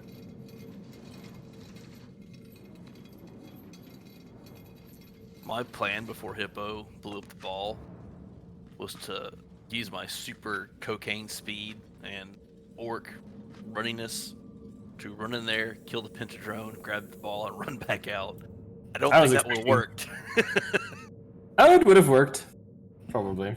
I was expecting Hippo to run inside and try and grab Yeah, I was the rock. thinking that, but then you described there being thousands of things on the other side, and also I thought, oh, the portal may not exist after I kill the thing. I thought that would be the end of Cleave. So, what are you gentlemen doing? Well, yeah, we should just collect all of the salvageable weapons and stuff, load them onto Squig, and take them back to the town. Yep, I think that's a successful mission here. Yeah, you guys already took a scratch. I'm kind of surprised. Ha! Oh yeah, I'll heal myself. Okay, no problem. Sure. So you guys take a couple hours, carry out the stuff, make a very primitive bundle on top of Squig to carry most of your gear. And you guys gonna rest, or are you guys just gonna head back to town? Took you about half a day to get you. I think we're fine if we just Can continue. Cleave rest on Squig? I don't know. Can Keith rest on Squig? On top of the spears? Yes. I mean, Probably not. Okay, so you find gentlemen having successfully raided the quarry, putting an end to the sinister machinations of some friendly robot people, head back into the forests of Belarus, and head back to town. they weren't friendly. They attacked me before I did anything. They were just trying to do their job, man. Follow the directives. Well, just following orders, like the Nazis. Yep. And leaving behind a one-legged mono Oh, we should drone. have taken that with us. I don't know if you do want to or not. Yes. Are you guys? Okay, you guys are taking him with you. You just like what? Put him on the back of Squig as well. Just like load him up like a pack animal. I'll drag him by his little wing. He just looked dragged by his little wing. Okay. And you guys return to town, making a very unusual sight as you make your way. Can I clear the table of drawings? No, Yeah. because you'll kill all Leletti's ones. How do I get rid of the ones on the table then? Use erase. Use the little eraser, go through every single I got little. Okay, well, you guys erase Hang on. along. As you guys march your way back towards... Hail the conquering hero. Exactly. Evening has fallen. You make your way across the river, up the tiny little hill towards the shape of your new home. However, as you approach the keep, you find something very unusual blocking your way. Is it Lunk? Oh god, lung kill everybody. Is it lung shaped? It is not lunk shape. Where did my... There is a tree that has grown in the middle of the path leading up Oh dear. home rail. And in addition to this tree, below it sits a robed figure. Is it the racist dwarf? It is not. So you guys are all coming up the path, and there is a brand new tree that I'm not going to draw because I'm bad at drawing. Brand new tree here in the middle of the path that looks more like a worm. Screw it, it's a tree now. Eat tree. A tree. And below the tree sits a robed figure. Looking down, next to it on the ground, you see a very large cask, wooden cask. And the robes it's wearing are soiled, and you believe maybe greenish. It's kind of hard Oh, to and it's got tell. a cask. Yeah, like a big cask sitting on it next to the. Sitting next to it Does on he there. look anything like a panda? He does not look like a panda, no. It is actually a shorter figure. You think it might be a child or dwarf or somebody sitting beneath the tree. Can I shout, my guy? That's a pretty cool cask you got there. Any booze in it? You see a pair of gleaming yellow eyes stare up at you as he lifts his head from the ground and stares at you. Mayhap! Here. Sorry, was it Lenny? No, I just said, why is there a tree here? But We'll get to that, but That you can timing. have booze. It's been so long since I've had a drink. He's like, come! Why don't you come a little closer? I could be persuaded to share. I'll after hearing that voice, I'll go ahead and burn another divine sense on this guy. Cleef's already up there, like pulling out his own little cup, engraved with Cleef and backflips for life. Backflips for life. Does your divine sense humanoids random? Celestial, fiend, and undead. It's neither of any of those. Seems okay. Seems okay. You see a very gnarled hand with very long fingernails.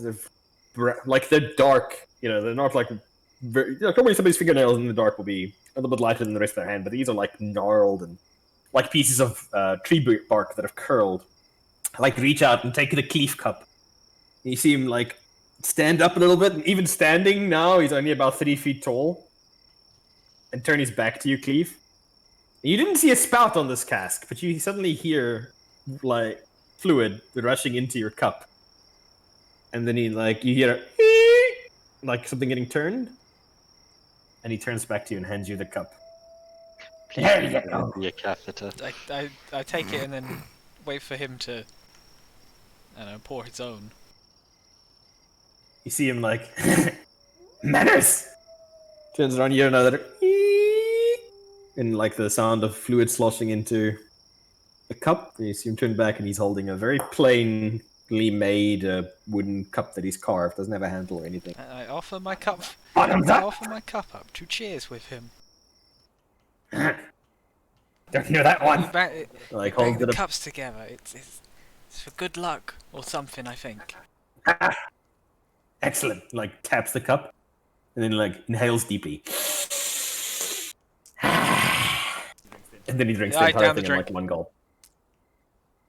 It is quite possibly the best mead that you have tasted in your entire life.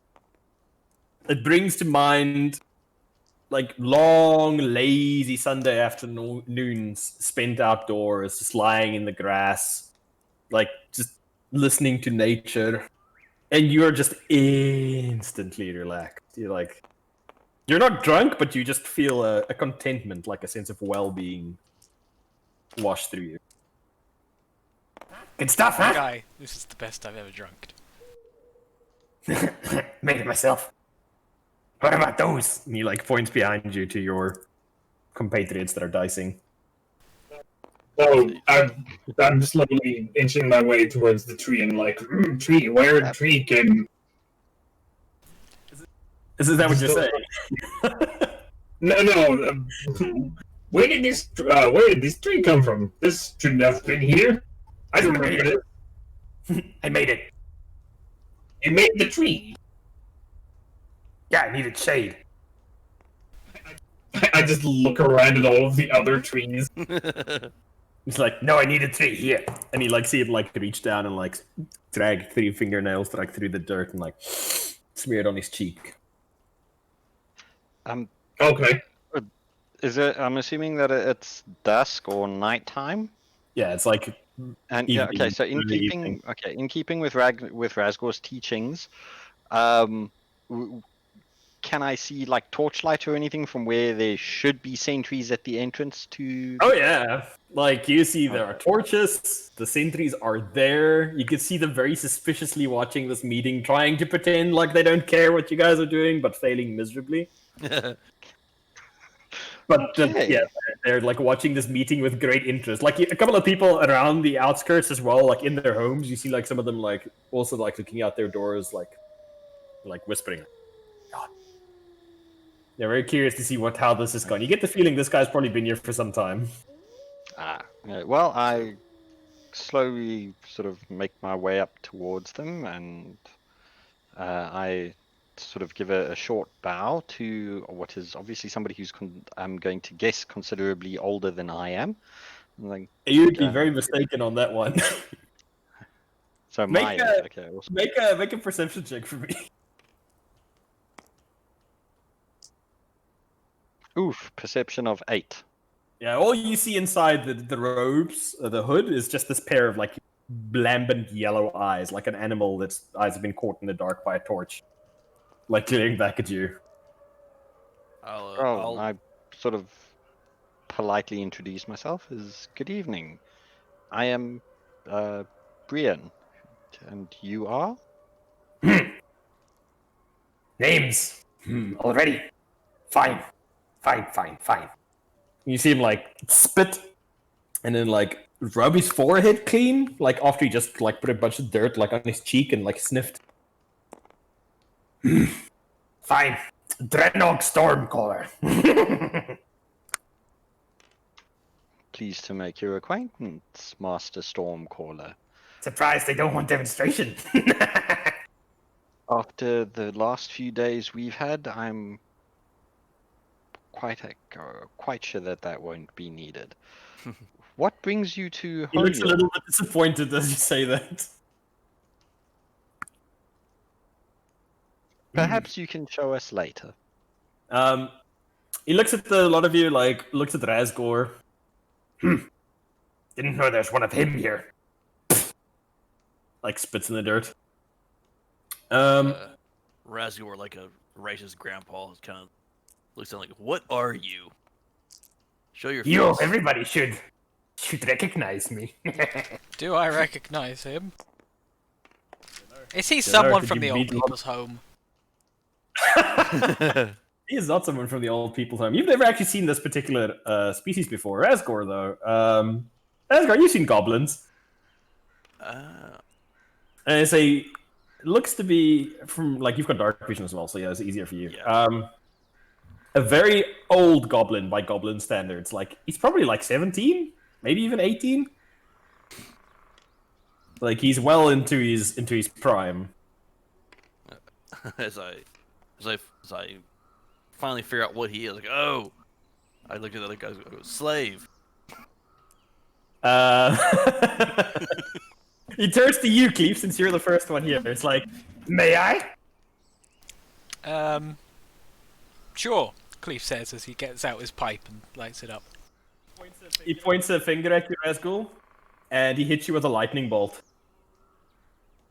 From the sky, you just see like a sudden like crack of lightning strike down from above. I see why they call you Stormcaller. And he doesn't hit you, but he neatly uses the lightning to actually carve a circle with great precision around where you're standing into the dirt, and you're just like left with this ozone smell in the glassed circle Come around on, you. Razgor. He's offered us like drink, and he's being most hospitable. Don't go around using derogatory terms like that. It's unbecoming of you. Razgor kind of picks at his ear like he's bored, completely not impressed. Make a deception check. Come on, don't fuck me. Roll one. He does it whilst his trousers get wet. Oh, so close to a one. 16. 16 22. You see the goblin like sniff, like also doesn't look impressed that you're not impressed. We have been electrocuted today already. Just in one swift motion, I grab my great axe and throw it like a throwing axe and like make it stab in the ground in front of his feet. Okay, you see him like look at the axe, doesn't react as it like lands nearby. I offer him my pipe. See him like glance at you. He shakes his head. Nuh-uh. You see him reach inside his robe, and pull out a tobacco bag and hands it to you. Try that. Yeah, I tried some. Yeah, it's good. This guy's the best. The finest weed in the South Farthing. The finest, yes, reading the South Falling. So, Nazgul, what are you doing? After throwing your axe. He's like still eyeing you, like nonchalantly. He's got that look in your eye that you've seen younger orcs had, the one that says, I can take you. Yeah, I guess this is kind of surprising to Razgor because he's used to them being very, very servient. You know, not daring to look at it. So where's your tribe, creature? Treat. You don't need to know yet. Liddy, what are you doing? Oh, I'm just wondering at the tree. I'm just like, is this tree real? Yeah, it's a tree, as far as you can tell. It's a maple tree just thrown in the middle of the path. Yes, this tree is made out of tree. How did you Yes. make tree? The growth speed must have been impressive. He reaches over and snags a little bit of leaf that has been caught in between the chinks in your body that you guys have been traveling through the woods.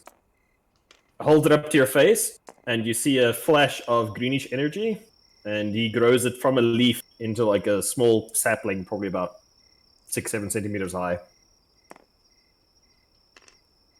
By Jove!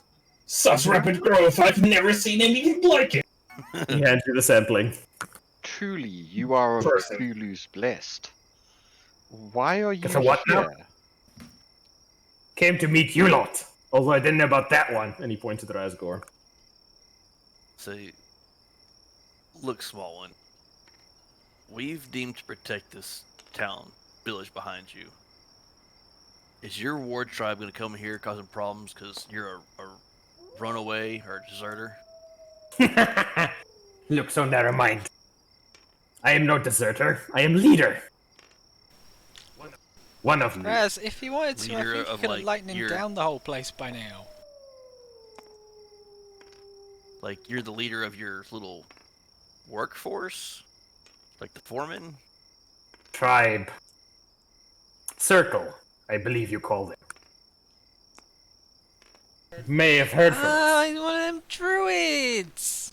The ones that worked with the humans for a while, and then the humans went all mental on them! We hear about you from Lunk. Oh, Lunk, great guy. Great guy, Lunk. He told us, yeah, he Not told us sure. about you, yeah, not the sharpest, but he's got a good Lunk heart. Yes. Your treatment of Lunk brings me here. We Wait, were so you quite don't surprised work- to find that you were not attacking him and brought him to your... He looks Why- with disdain at the town. Yep. Yes, the town is quite unimpressive. The term town is quite inappropriate, more like hovel. I was trying to be polite. Don't worry, the Like villagers polite. probably can't hear you from here. We can hear you. What is it? Humans are very necessary. So, Yes. so you don't belong to some orcs. No. We belong to ourselves. Red is gorgeous. Okay. You get the feeling that the goblin's like, yeah, it better be okay. He seems a little bit belligerent when it comes to green folk. So, we speak to Lunk. Lunk tells me that you gave him a horse, Well, a deer. and of course it is. You gave him deer and had him haul out some trees, and he points accusingly at the deforested area near the village. But you did not attack him. You allowed him to leave. This is most curious. He wasn't hurting anyone. He seems nice. That's the curious part. You allowed him to leave without attempting to injure him, without attempting to kill him or drive him off. His folk, and especially yours, are not well known to be disposed towards kindness with his folk. We came to an agreement. Indeed. He showed me a picture one of you draw. That was me. Yes. Well, it seems like you're not trying to take advantage of him. Honest pay for So I honest believe work. we might be able to deal. As long as this one, and he points at Razgor, doesn't attempt any funny business. Raz, no funny business. I don't think Razgor would get the double meaning of that. Like, I'm not Joker. I'm very serious. Fine, no, Very serious. no typical Razgor behavior. No murder. Like saving your life. We send a trade caravan, say, once a week. We trade in herbs. We trade in meat. We're gonna need some deer. Perhaps even assist your hunters. And in exchange, What do you offer? Got a lot of trees. We do have a lot of trees. He looks around, like, at the sapling he just created. Yeah. Like, meaningfully. See, that's new wood. You can't do anything with new wood. We got strong old wood. It's tough. We still talking about trees? Possibly. Yes, we're still talking.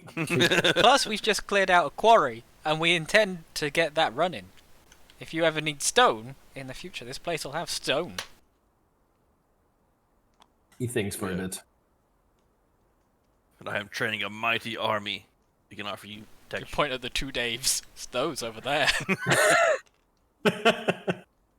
He thinks for a bit. Textiles. Wool. And such. We keep no herds. Would be You're in very trade. small, and we have a sheep. Do we? There's a couple of sheep, yes, that you guys have. they've got bacon. He thinks to himself a bit more.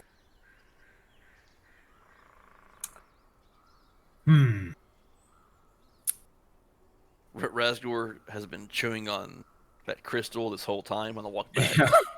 And he pulls it out of his mouth and goes, we got one of these. He like looks at it and dismisses it.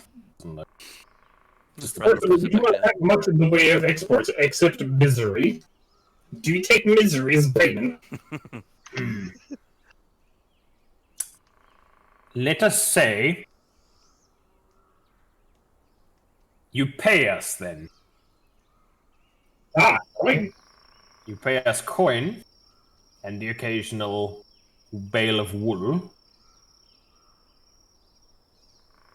And in return, we can trade herbs. We can trade I'll be right back. spices. We can trade the bounty of the forest.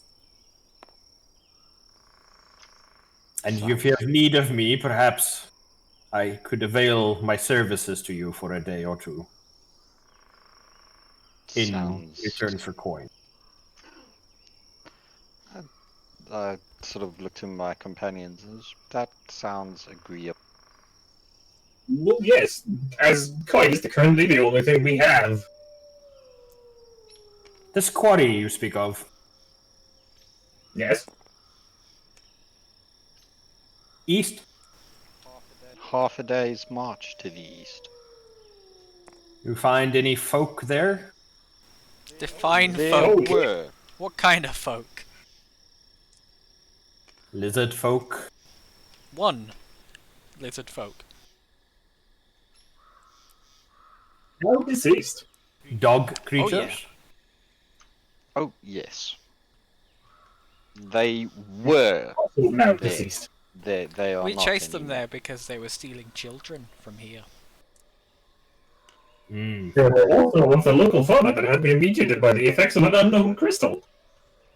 Seemed like look at you when you mentioned the crystal. It is now destroyed. The mutation effect shouldn't be an issue anymore. Then you may have done me a solid. I use a minor illusion to recreate an image of the crystal. This is like a small model of it. It was like this. Fascinating. I touched him and it gave me visions. You, old human. Hello. What's your Cleef. name? I forgot it. Well, I never told you my name, but it's Cleef. That would explain it.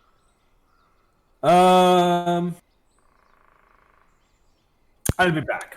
You see him like get up, turn around, put his hand to the tree, and you see the tree shrink back down into a little seedling. Pops it into his pocket Yes. and says, "You can have this," and taps the top of the cask. And then he turns into an owl and flings Cleef himself. drops to his knees and cries. This guy. Hugs the cask. You have a almost full 25-liter cask of magical mead. Magical. Now, mead. he said I could have this. He didn't specify any of you. Don't touch my fucking drink. Jesus. Cleef gets a crazy look in his eye and pulls out his rapier. Okay, so now we know why Keith ended up in the old mage home. Chronic liver Okay. failure. Chronic liver failure. So, yeah, you guys are left in the path with the slightly disturbed earth where a tree was not so long ago. With a cask of mead. A pack mule full of your compatriot. And a bunch of spears and such. What are your plans for the evening? Modification To of head light. into town, and Sorry, what was that? I think One at a we time? need to head into town. You don't should we? probably tell the Burgermeister about the Might future be an trades idea. with that person. Might be a good idea. Alright, you guys head into town. Just a bunch of whispering, a bunch of pointing. Rolling the keg up the hill. You're rolling your keg up the hill. All of you looking slightly worse for wear. Couple of wounds here and there. Armor looking a little I bit am ragged. fine. Cleef's, Except for Cleef's you, fucked. you're just like... yeah, but Cleef's got his barrel, so he's a happy boy. You want me to carry that? You don't touch my fucking keg.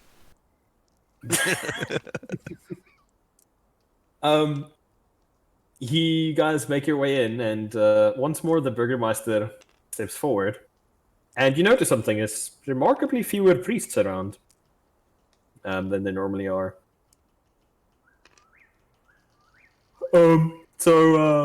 You guys spoke to the little man out front? We did. When did he get here? Like an hour after you left? How long were we gone? Pretty much the whole day. About 12 hours, 13 hours. You left in the morning, you came back in the evening. I whistle for Squig to come up. I start offloading the weapons. Like, well, we can equip our army now. Our army? I mean... The Daves. Yes, of course. You see the Daves are like excitedly approaching from their guard post, like both like looking at their pitchforks, like, oh yeah. Who took who took that pouch with the bowstrings? I got it. We might want to give those bowstrings to the hunters. I think they might appreciate and make good use of them. Oh, did the goblin take back his pouch of magic weed?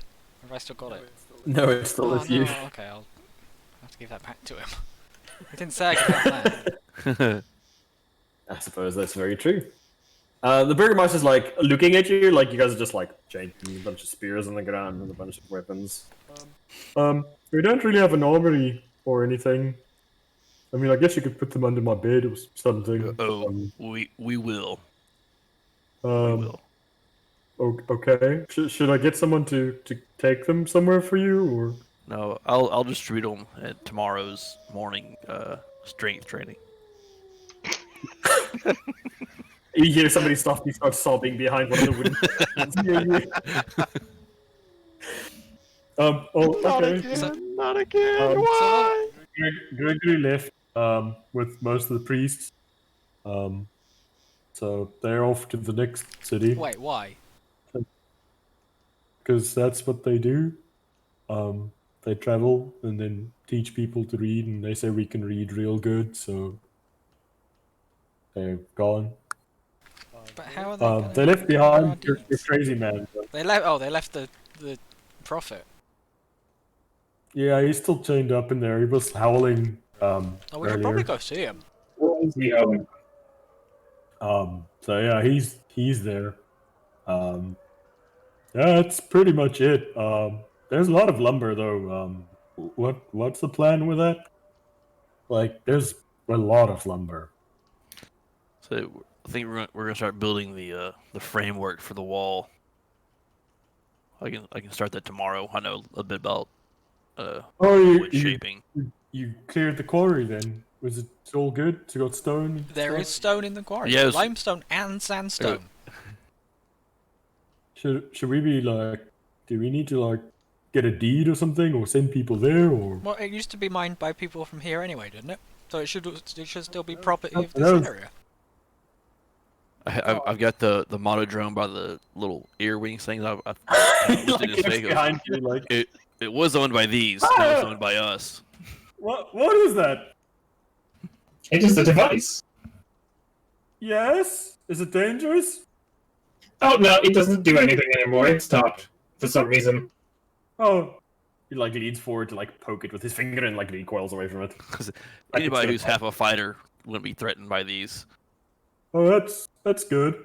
That's like a Cleve's bleeding body. Wow. Well then, I guess I'm gonna go get some shut eye. Before you go, that little guy outside with the tree, he's gonna be rocking up every week or so for trade. Okay, is he like a halfling or? It's best you don't ask. Go, what? He's a Gretchen. That's what Yeah, we what called him. now? He's a slave thing. Don't call him a He's slave. not a slave. Though. He's not a slave. He Okay. is a free man. What are we trading? Money. Oh, we don't have a lot to trade. Oh, okay. Your soul. I thought we were gonna use that for the walls. Oh, there's more coin. More coin? Well, we have coin. I think. I have forgotten all of our plans. Okay. Sure. So, what are they going to? What are we doing? So he's gonna come and offer you herbs, spices, things from forest that town may need. You pay for them with money or wool. Oh, we could do some wool. Still a fair amount left. He's also friends with okay. Luck as well. Oh, that's the big guy. Yeah, you right? know, great guy.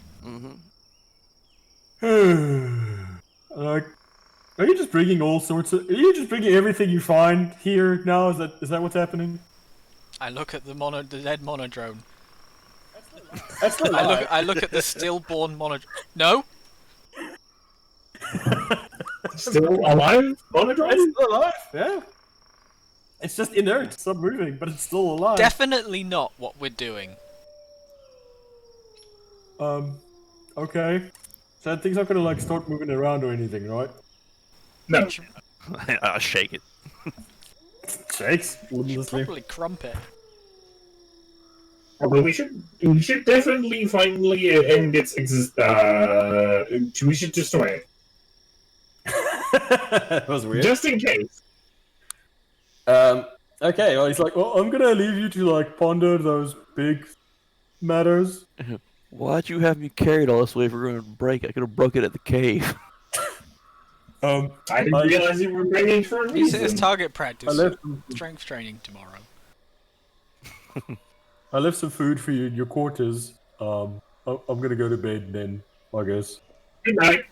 Goodbye, Do Do you want to Burgermeister. participate in? Do you want to I do. participate in strength training tomorrow, He Burgermeister? Pretty much. You say, good evening, goodbye. He like closes the door behind him.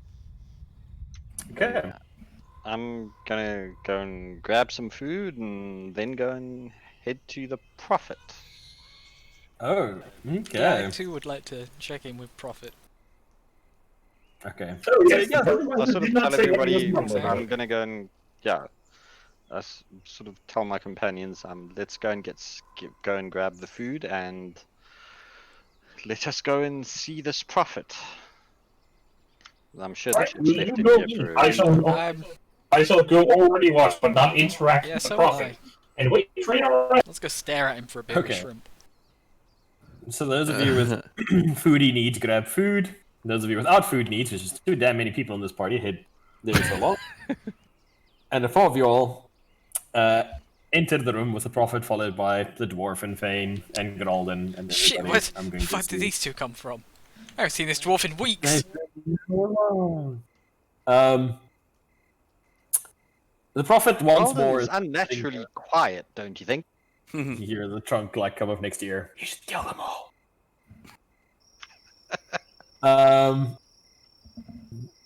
The Prophet doesn't do anything for a while. He just sits there, like tries to like gnaw on one of his wrists, but he can't quite get there with the chains in the way. Yeah, I once, just like, as we discovered last time, I move in close to him and I put my hands on his shoulders.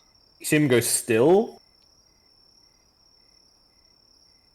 and then you guys hear a deep booming voice roll out of him.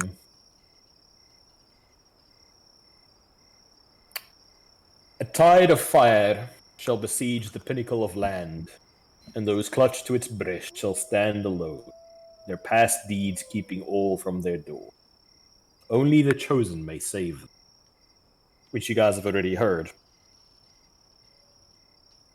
Then he has a short pause, and he says, though their births were miraculous, they will each return to their birthplace once more.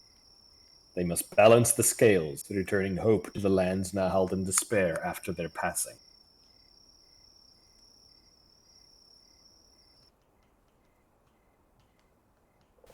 Guys, I think I can decipher these prophecies. Those are all the ones you guys have so far.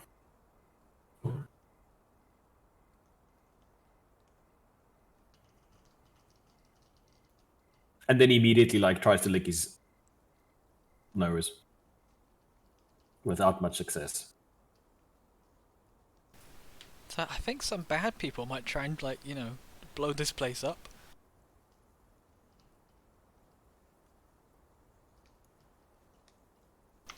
That or that one's in reference to... I point down, the thing down there. Oh yes, there was some. Actually, no, I was not aware of that. I was cold.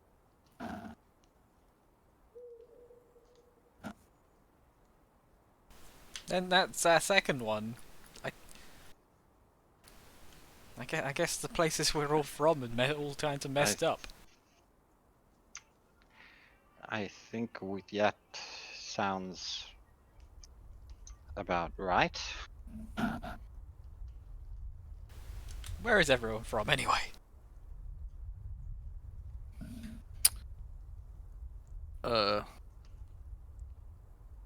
Brandon's from unnamed orc tribe number 57892,3 in Woodland Acre 5470. Yeah, I would say we mostly ranged around here. Oh, I'm over there. I'm Since- from Baranovici. Oh, we came close to raiding y'all. a couple Oh, well, times. thanks for not raiding. Y'all didn't have anything we're taking. What about you, Liddy? Which city did you wake up in? Oh, I have to go look it up. Oh, I awakened near the city of Vitsibisks. Jesus fucking name. Vityensk. I am not sure if I'm pronouncing that correct, but no one has corrected me yet. Sounds good to me. You're from Poland. Yeah, it was a castle that was in a slight state of decay when I walked there.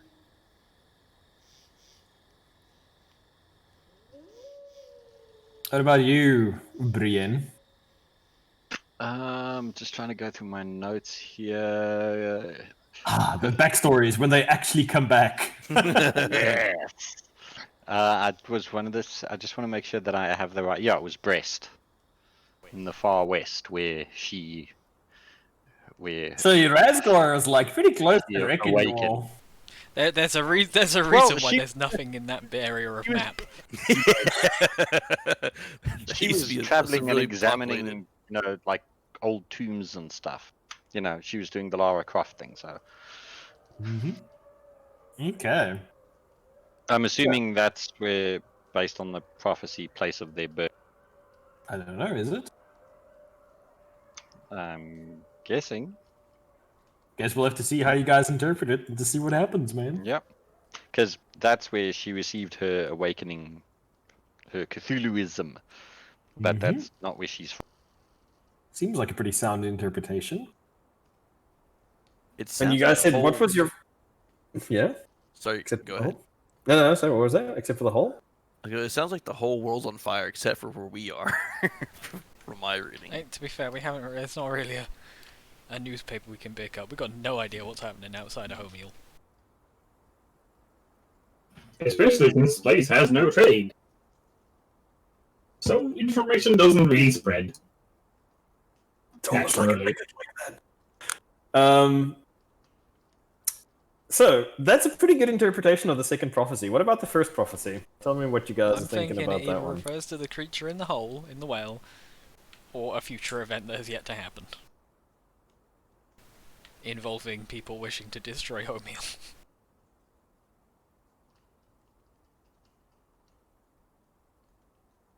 Or because it specifically mentions that the pinnacle of land and those clutched to its breast, it means the town of Brest.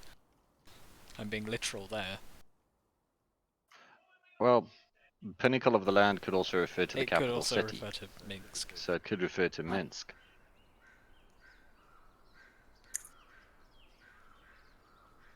So, where are you guys gonna hit up first? I think the pinnacle of the land is going to be Homiel once we're done This is very true. upgrading. That's very Oh true. yeah, no, look, once we're You done mean with it, it's Cleefburg. gonna be... New Cleefton. So, where are you guys settling on the first prophecy's interpretation? I've heard some pretty good theories all around. Is there going to be any kind of consensus, or you guys just leave up in the air for now? There's pressure. I'm asking for a good reason, I promise. Well,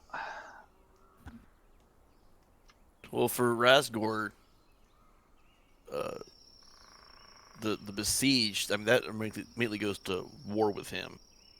Like maybe the capital's under attack from Russia or something, because they're Maybe. red. Red is fire.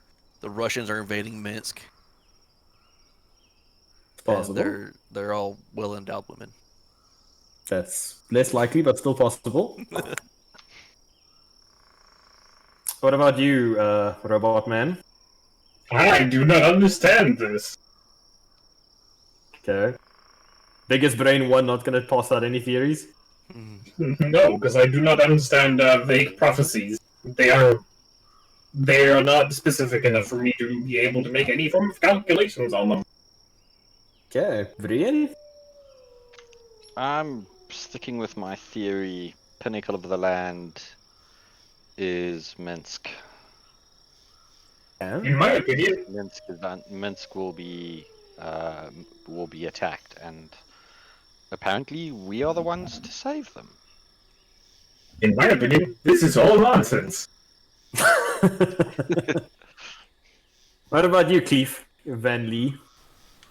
Would Minsk be described as like the most prosperous city in the country?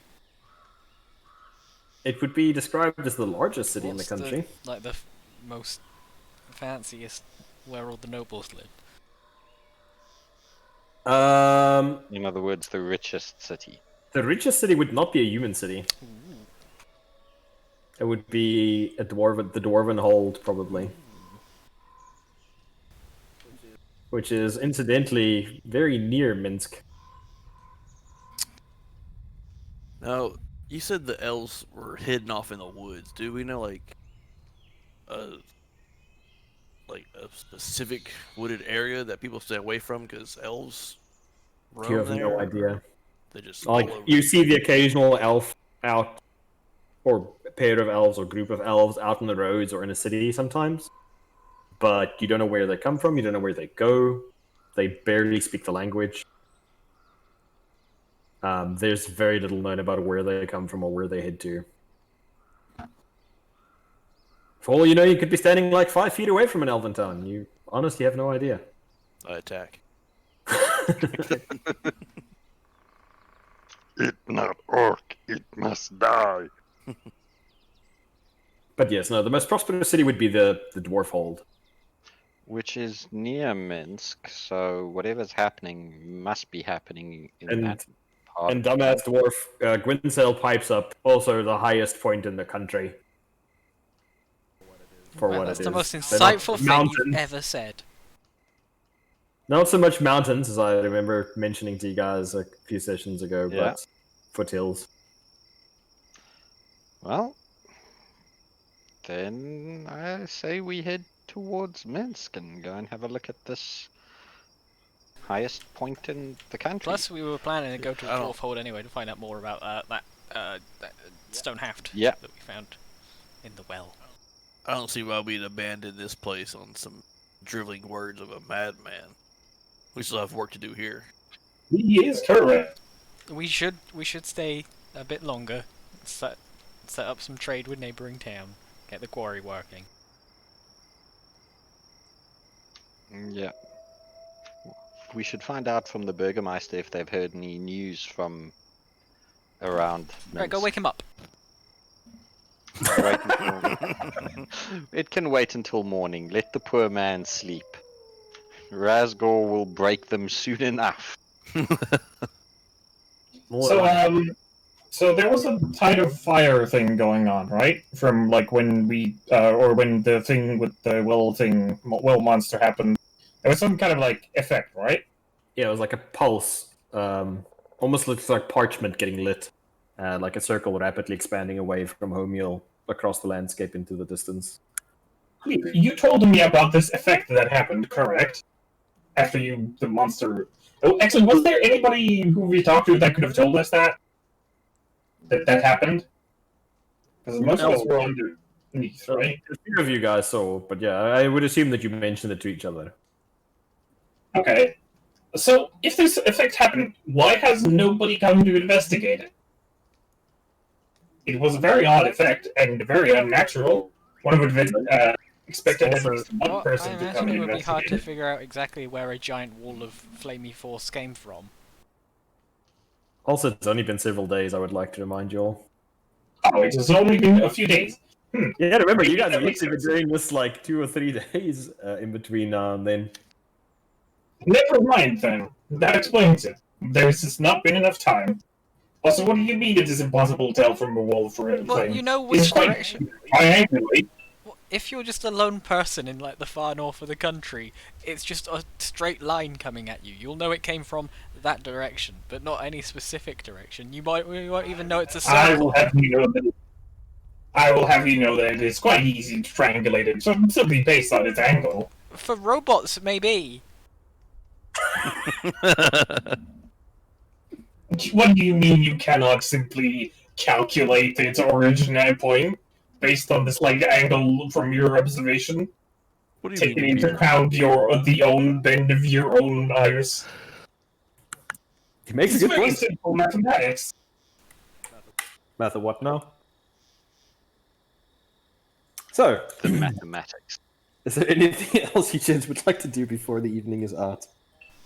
Get the old people to No. do their before I think bed tai we chi. just head to yeah, head to bed for the night, and we can pick this discussion up tomorrow. Cthulhu bless you all, my companions, and But- I head off to go and pull in for the night. Before that I guys go go? to sleep, I'm gonna take one of the spears, just one of Yeah. them, and kind of bend it into an arc if I can, Yeah. to make it look like a bow, and put one of Yeah. the bowstrings on it, and set it down, and go to sleep, and see if it holds its, if it tries to reshape straight by morning, and if it turns into like a super strong bow or something. That's a very slapdash way of doing things. Sure. Okay. You go to bed. Time passes immediately. Your wounds are healed, your spell slots are restored, and you all wake to find the town a bustle with people. They burn to the ground. Cleef, you are surprised to see people already doing their morning Tai Chi. Razgul, you are surprised to see a group of people drilling out in the courtyard already, led by the Daves. Similarly, for Gralden, there's people already busy doing their monastic exercises. Shrimp, I don't believe you have a congregation as such, really, other than maybe the Burgermeister, who's like, ooh, cad. And Brian, there's a small people that seem to form like a prayer circle. That seem to be doing their morning prayers. I go and join them and greet them joyously and lead them in devotional to our tentacled Lord and Master. And Tentacled Lord and Master. yes, and explain how he is all and how good he is and how though they may not realize it, how we all do serve his tentacled goodness. Oh boy. Okay, so I'm not gonna have you guys roll anymore at this point. The people are familiar enough with you and your methods at this point that your instruction is going to be, you know, if you do it every day or if you do it daily, like whenever you participate, you no longer have to roll. It's just like it's become part of the routine of the village at this point. Okay, so you guys get your breakfasts. You got your flocks of people. What is your plan of action for the day? Today's strength training is going to be log running, where you see like the special forces carry timbers and Oh, like Lord. run a few miles with them. Razgor Okay. just grabs a tree by himself. Okay, so you guys are basically in forest in, like sending these poor bastards on a hike with their trees to build strength. Cleef, anything particular you want your flock to do, or are you just gonna let them do the basics? Just instruct them like normal, and then as before, at the end of training, offer the floor to any. Roll D20 anyone for that me. want to attempt a backflip. Yeah, let's roll D20. Let's see if anybody. 14 or higher, I believe, is what I said last time. 9. 9. Okay. Oh, that 9. It's just enough because I rolled a 6. Actually, it's 15, so it's 2. Okay. One elderly lady stooped over, limbered up. She's like walking forward, but she's like walked at like a 90-degree angle. Like her spine stopped being straight many years ago. But she's like walking forward, like kind of like rolling her shoulders, like arms on either side of her, and she's like steps into the circle. She's like, "Right, I can do this, me lord. Gotta jump it." And she's like psyching herself up, and like the other people are like, "Flip, flip, flip." Believe flip, in the flip, art of the flip. Like Brienne, like your little prayer convocation circle there is like slightly interrupted by this crowd of No, peasants we all all going, "Flip." we all turn and we start joining in. This is Cthulhu's will at work. Okay, so let's see how we do here. Oh, ho, ho, ho! 19! As you see her shuffle her feet in place, and even with the massive dexterity penalty imposed on her because of her age, you see her shuffle, take a doddering step forward, and then manage to do a graceful backflip and land. Arms out to either side, like, huh? And Huh? briefly, she went from a then- 90-degree back to a 180-degree back. And then like, oh god, and then like bend herself back forward again. But it did do. What's her complete name? back. This is it, my lord! Suzette, you are a shining example to everyone around. She's like, thank you, my lord. And you see there's like a tear running down her leathery cheek. She is now like, you see like several of her kids are like, oh, grandma, grandma's alright. Like, patting her on the back or pulling her into hugs. And like, there's just a general sense of gaiety about the festivities. As somebody has finally managed to do one of these. I turn to my flock and I tell them, even though they do not know it, we all serve Cthulhu and he graces us all. You have just seen that grace in action. They're like, oh, he's so wise, she knows everything. Like, yes, what's that, Random? Razgor's train of tree hauling soldiers runs by, and Razgor puts a spear in the ground. If you can flip, you can fight.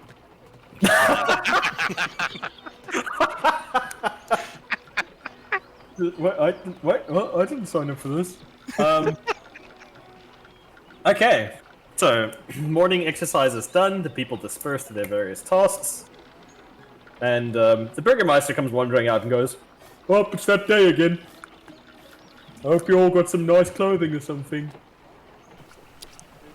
There's some of them fellas coming. Fellas? Yeah, it's like the every fortnight as the raft comes up the river, and yeah, they should be arriving like sometime before noon now. And what is on this raft? Oh, odds and ends. They're like traders. They come in with some trade goods, and then we trade them some basics, and sometimes feed them a good meal. And maybe they give us some stuff, and then they're on their way. They're coming from where?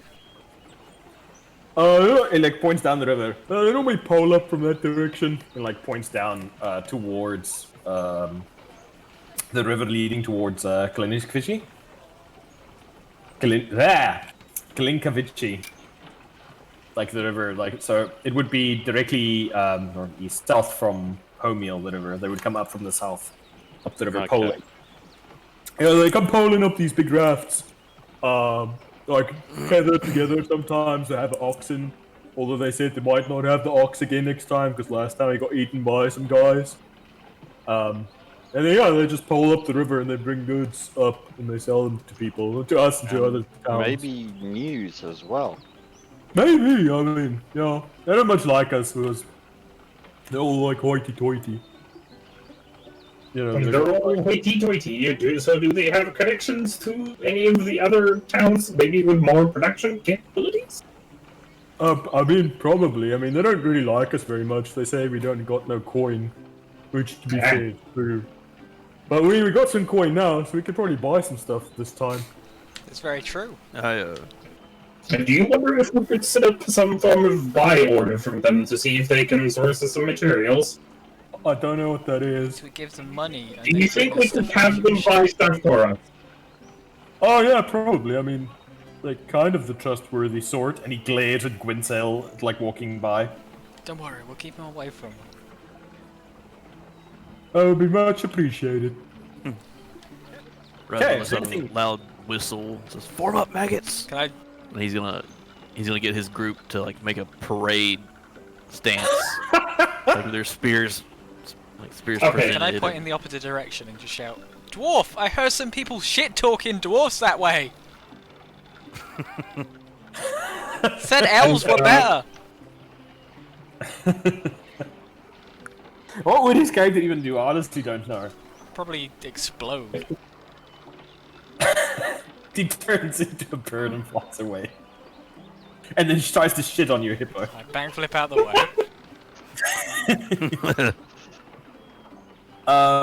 Yes, lady, what was that?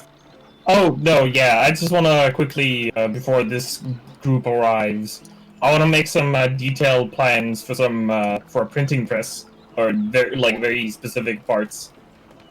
Okay. Damn. So I want to give them this as a buy order, so they can get the pieces made from somewhere, so I can have it delivered here.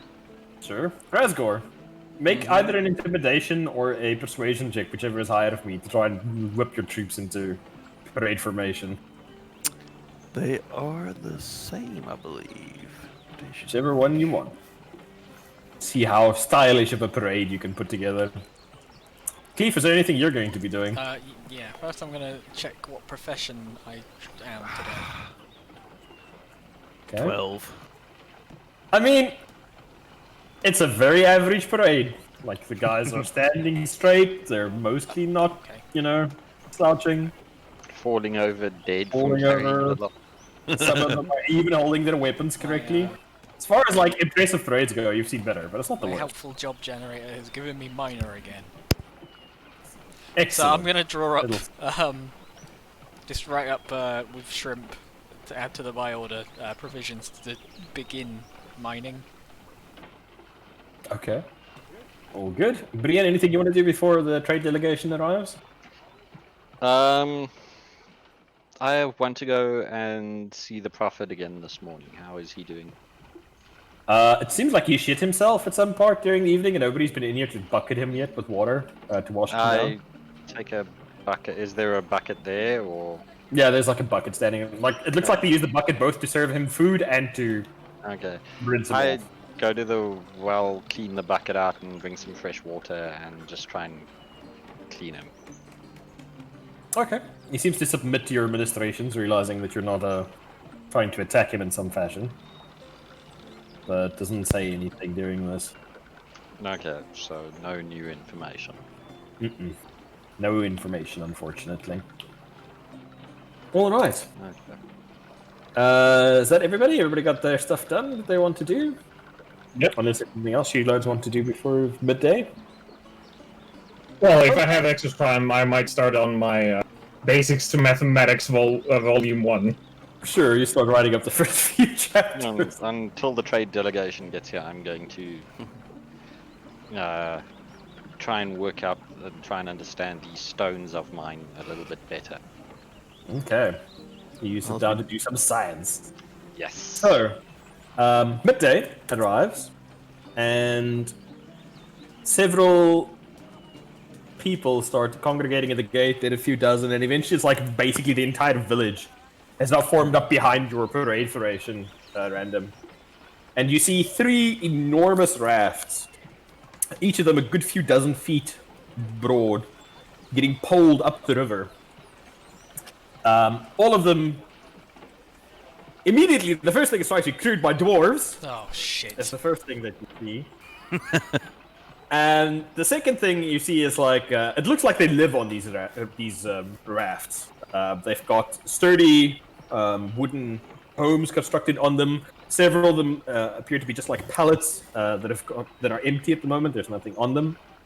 And you see several at the back have locks and keys and chains like wrapped around the door. And it's just like these dwarven porters with just these enormous muscles, bare-chested, are just poling these rafts along, like 3 or 4 of them on each raft, just poling along the base of the river, slowly pushing this enormous convoy of these rafts up the river towards you. It doesn't take long for them to come to a halt. Use ropes tied down the raft to some of the trees on the bank. You see them drop a very primitive-looking anchor as well. And it doesn't take long before a gangway is lowered from the lead raft. And you see a dwarf with a oiled, golden brown, enormously well-kept beard in embroidered, rich robes, red robes, step off this raft. And kind of look at the town with like like, this is just a courtesy stop. He's not really expecting anything here. Can I be stood there? You know how people like flip coins across their knuckles? I'll be doing that with a gold piece. Ooh. What are the rest of you guys doing while you see this raft pull up and this dwarf step off? I just probably have like the plans and the buy order notes. Just I'm like standing- a ton of paperwork. Yeah, paperwork.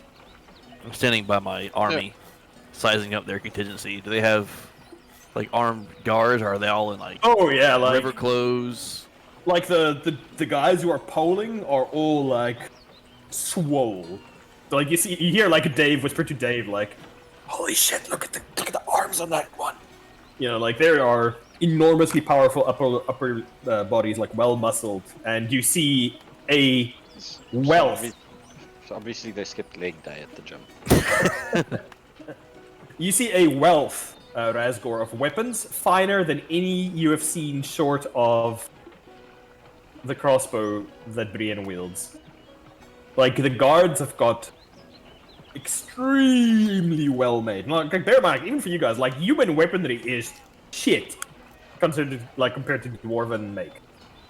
Like, these are extremely well made axes and swords. Even the daggers that you see, like, in their belts are just gorgeous compared to the stuff you've seen. Like, compared to your weapons in Asgard, like, yours is functional, but it's still crap.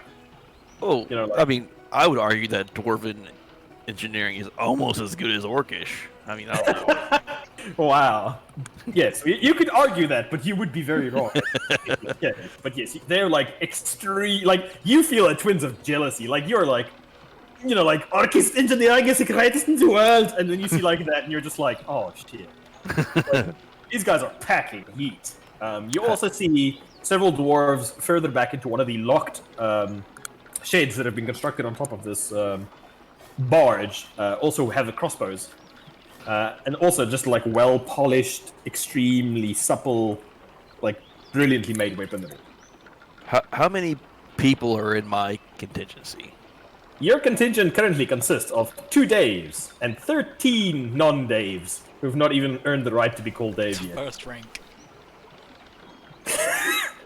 Suppose Dave is the first rank.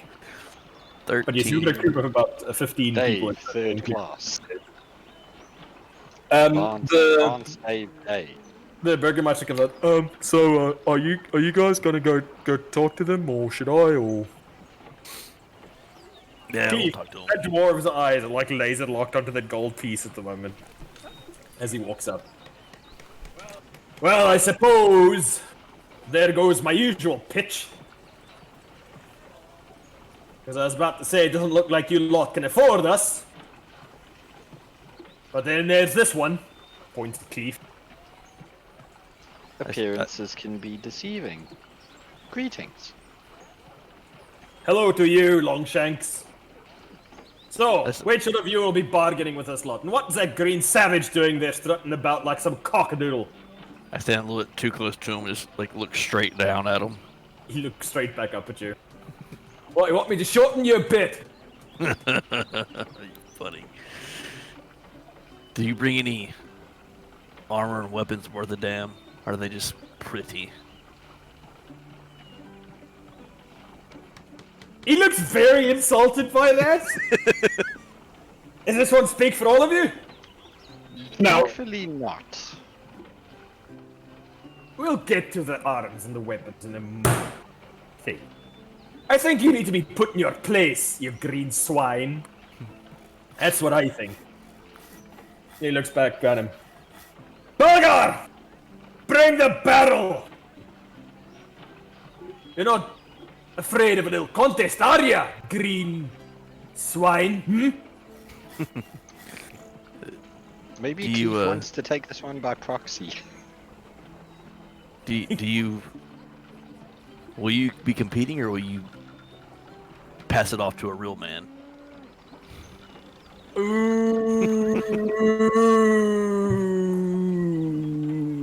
Okay. Okay. Just gonna get on their boats and leave. Bulgar, bring the table too! This Oh, one's asking for an ass kicking! We've managed to. Is that so you can stand on it and look at me in the eye? Kill the gnolls, and now they're gonna burn this down to the Cleve unfolds his deck chair. Gets comfy. You see the back, you just hear the Burgermeister's like, oh no. What is he doing? I don't understand what he's doing anymore. You see one of the dwarves come rolling this enormous barrel off the ship. And this thing is probably like a good 100 liters. And you just see like the shoulders like punching beneath him as he like rolls it up towards where you guys are. Puts it down, takes his fist, smashes it into the lid, destroying it. Rips out the pieces of wood. And then you see one of the dwarves on the deck fling 2 tankards at him. 2 silver, enormous tankards, probably each of them a good liter worth of pumpkin. Master Dwarf, if I may interject, is there anybody I could talk to? What by the unknown's wrinkly sack are you? Hello, I am Shrimp. Is that a thing or is that your name? Well, that is my name. I have no idea what I actually am, but besides that, I have some orders, if you would, for in exchange for gold coin. No. You don't understand. Your little friend over here, he's been talking a lot of horse shit. So first we settle this, then we talk. Of course. As if we're going to do business with your Shrimp, hovel. I recommend you pull up a seat. It's gonna be fun. Yeah. Well, I do not need to sit. I shall simply stand.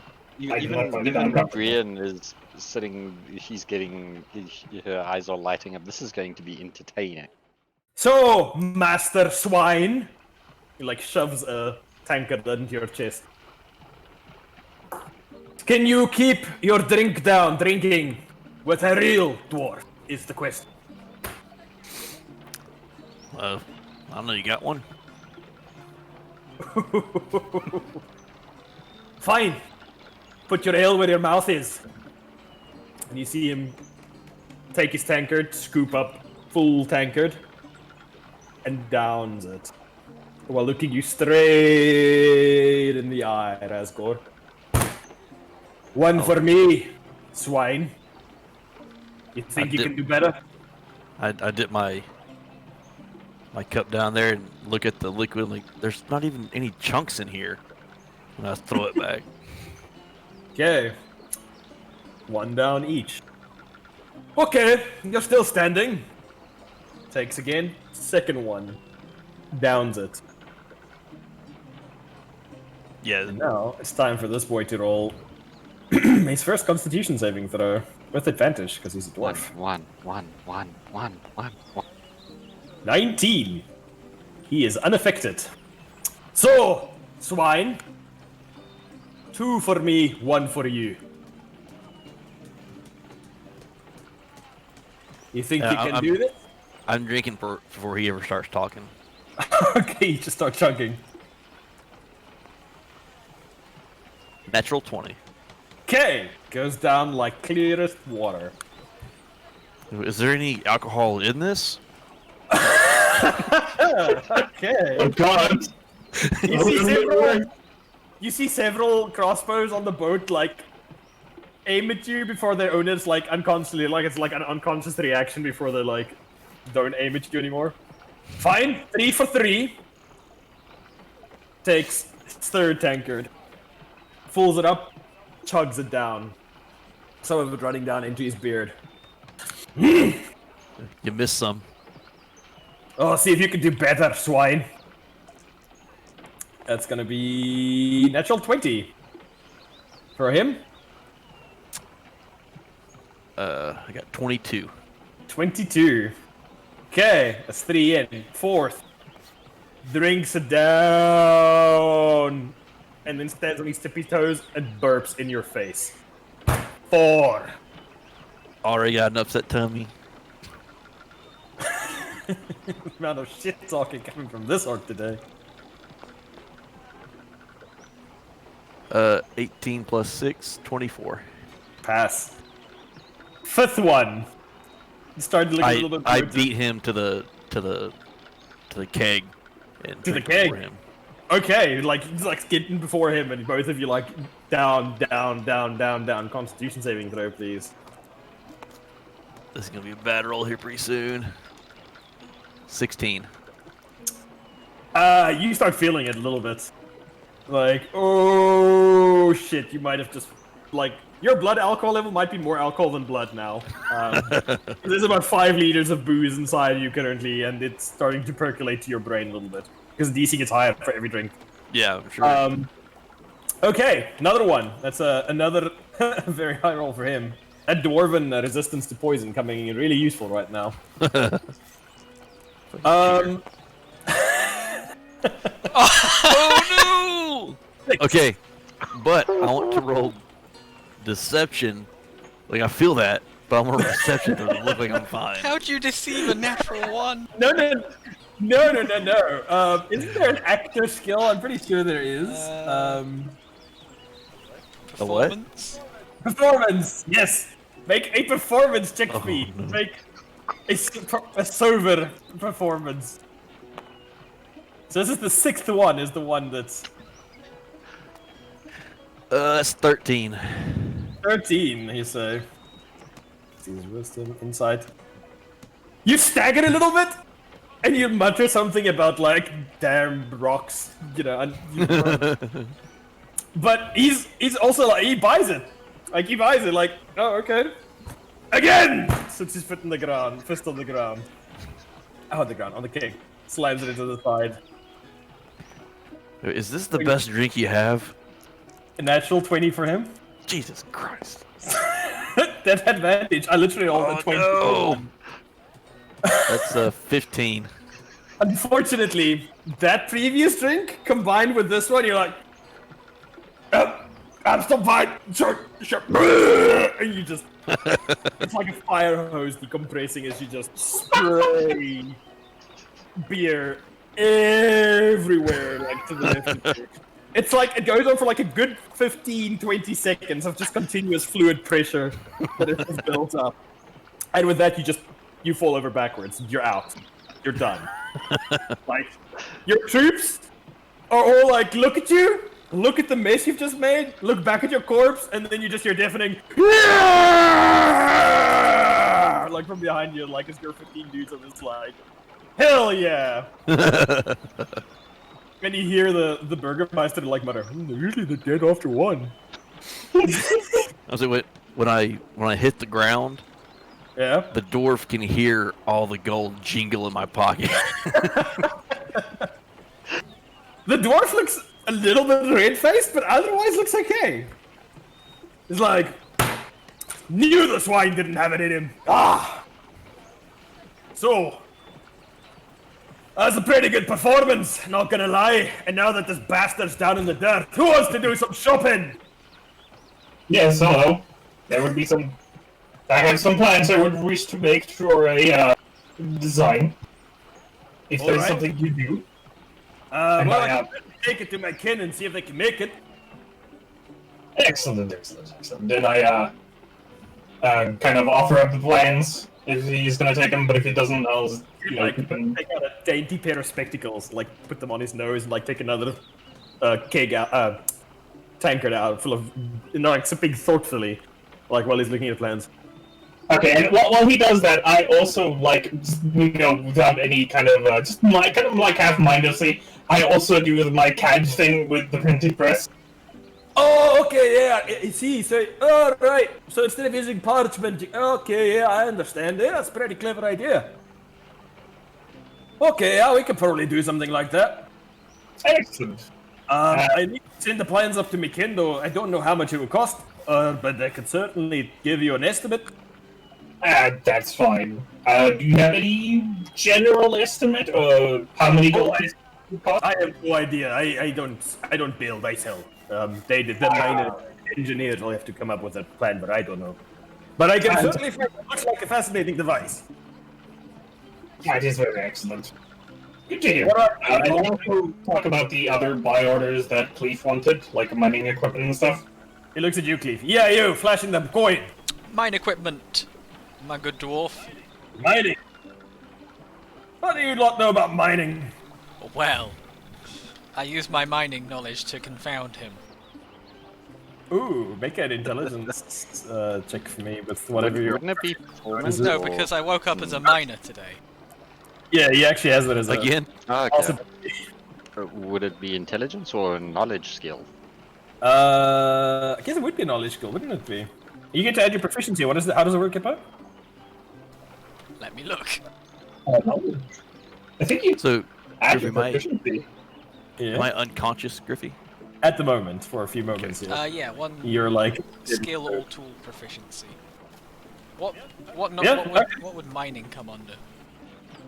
Let's just call it mining. It's fine. Just add your proficiency plus intelligence bonus to your d20 roll. 11. 11. I mean, you're no dwarf. Obviously. I make that clear. Obviously, it's just a human mining operation. Oh, you should have said so. And like you continue to like talk about different kinds of stone gradient and blah blah blah and labor cost and everything. And eventually like, okay, right, seems like you know what you're on about. Yeah, I can see myself procuring some of that for you. Shouldn't be a problem. Give us 2 weeks or so to get back here. We could probably find what you want. Might be a bit rich for your blood, unless you got a hell of a lot more where that came from. I think I can manage it. Sits, thinking for a little while, takes out a little pocketbook, pages through it. Right, how many people are you looking to equip? How many? What's the total population of unemployed people in town? Technically Okay, none. what's the total population of old people in town? About 15, 20. Alright, let's say like 30 people. 30, Yeah, they're gonna be looking at a good 15 to 20 gold. Okay, and what about some minecart type system to transport the stone to the surface? Well, honestly, your best bet's probably just gonna be to build that yourself. Although you probably need steel. I could probably sell you axles and such. Yeah, we'd need the steel. You got plenty of lumber, and he points at the giant piles That of we lumber do. and the giant trees getting run around. Yeah, you could probably build yourself some minecarts and such. Yeah, scaffolding should be pretty close enough. I'd say another 5 gold all told. Say 25 gold for the lot. You should have everything you need to do some basic mining. Okay, and I don't suppose you'd know anyone who'd want to come and teach these people to mine? Act as some kind of foreman? Make a persuasion roll. 14. 14. There is one lass. Brunilda, get over here! And you see like a dwarven woman wearing scale mail come out of one of the cabins and make her way down the gangplank. Hey, what's it you want? This lot want you to come and foreman for them. What are you mining anyway? Stone? Just Yeah, quarry? just stone at the minute, unless we hit anything extra spicy. It's from the quarry to the It's east sandstone. of here. Do you We've know? got a mine with, get this, sandstone and limestone in it. You wake up at this point, random. See another dwarf has joined your conversation. You feel like a bunch of tiny dwarves are sitting on your head, mining it currently. Alright, well, I'm going to use 5 points of lay on hands and just remove all the effects of the drink. He's like, I saw that, you cheating swine. Well done anyway. The dwarf woman, like, sits there for a while, like, tugs in her beard.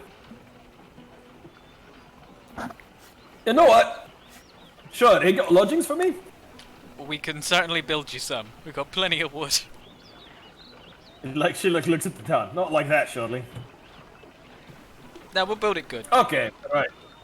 Okay, how much are you paying if you're paying foreman? Well, what's the going rate for a foreman for, say, 3 months? Foreman or dwarf foreman? Well, dwarf foreman, obviously. Can anyone remember the prices I had because I've got to be No. terrible, to be honest. You're terrible people. 1 copper for 15 years. No. Give me a second. For 3 months, eh? Yeah, should be about a good enough time to train Ooh, up someone else that's to take over. That's gonna be expensive. Services, here we go. Skilled services. Plus the dwarf tax, plus the racist tax. I forgot about those. Plus the dungeon master's tax, just because he said so. Oh no, it's just they don't much care for other people. You're looking at about 4 copper boxings a day. So what's that? Times 30 in a month. So what's that? 120, right? times 3, so about 360 boxings for 3 months. How much is that in gold? A lot less. I think it's like 3 gold for the 3 months. Say like 3.6 gold, I'll basically. round it up to 30 gold then. 30, 10 times the going rate. No, for her No. and the supplies. Oh, for her and the supplies. Well, she's like, oh, you're giving me that extra gold. Like, well, looks like you got yourself a foreman. You long-shanked bastard. So if I give you half now, half when you return with the supplies, and then you get to work Standard agreement. when the supplies get here. Sounds fair. What about you? Brunhilde's like, yep, sounds good. I She like spits in her hand and like holds it out to spit you. in mine and do the same.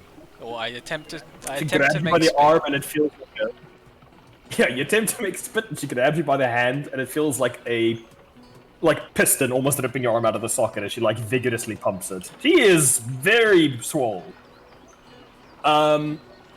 Alright, so that's our future business done. Unless there's anything else you lads want. Then Yeah. you miss. Oh, you're still alive! Look at that! He says in a tone not entirely happy.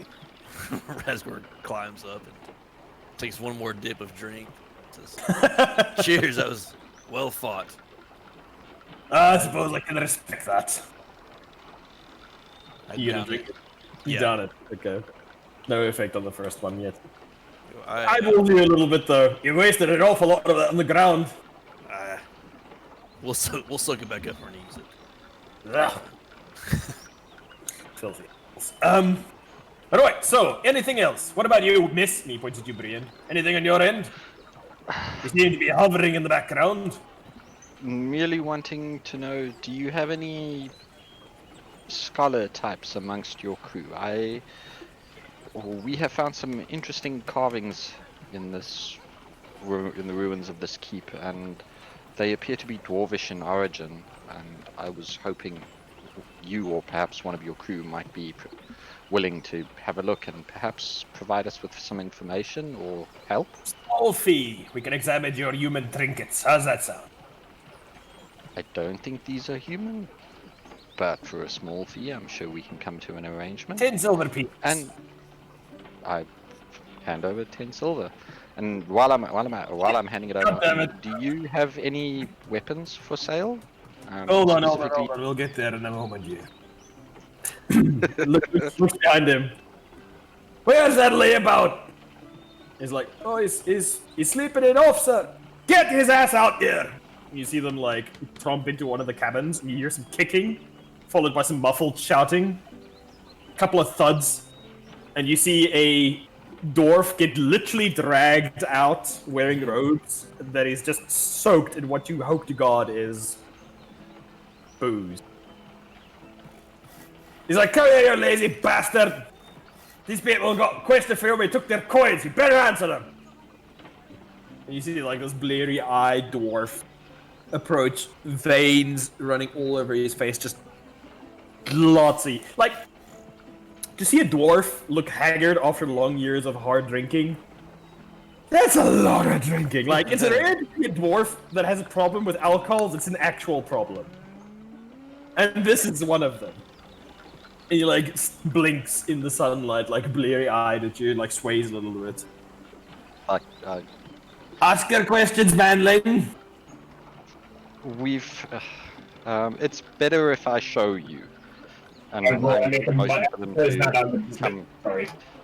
to show them some of the carvings on the inside of the wall, and that dwarven axe hilt that we. You see him like look at the cards. Which are you showing him the circle? Yeah, the runes on there, because obviously even if it's a school of magic, they'd be dwarven in origin. He like walks around the walls, investigates for a bit, stops, takes out a hip flask from somewhere in his robe, and you hear like Bella go, "Yes, I'll put that away on the job now." Sneaks a look behind him, takes his wig anyway, puts it back inside his robe.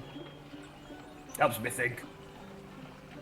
Alright, so what you got here is your standard protection circle setup. That much is clear enough, but you probably knew that already.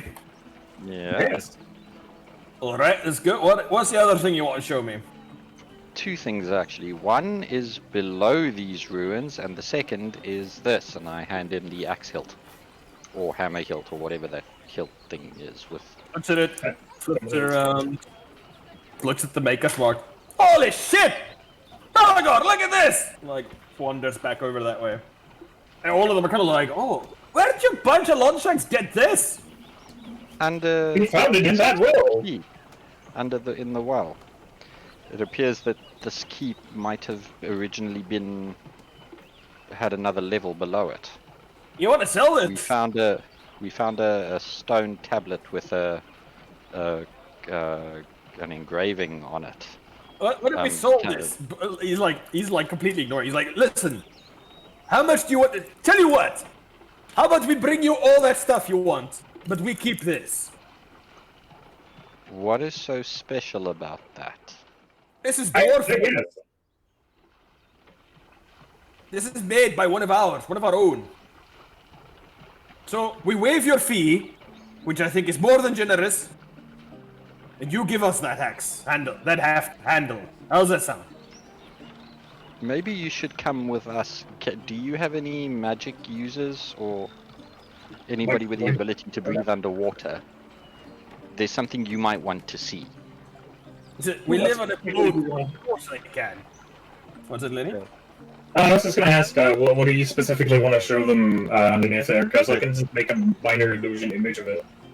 The chamber under the well, and that you remember that stone tablet with the A steel tablet. sorry, yeah, that steel tablet that- with that okay, yeah, engraving metal. that Georg G. Zukov or whatever, the guy who wrote that stuff there. Do you want to make a minor illusion of it, Lenny?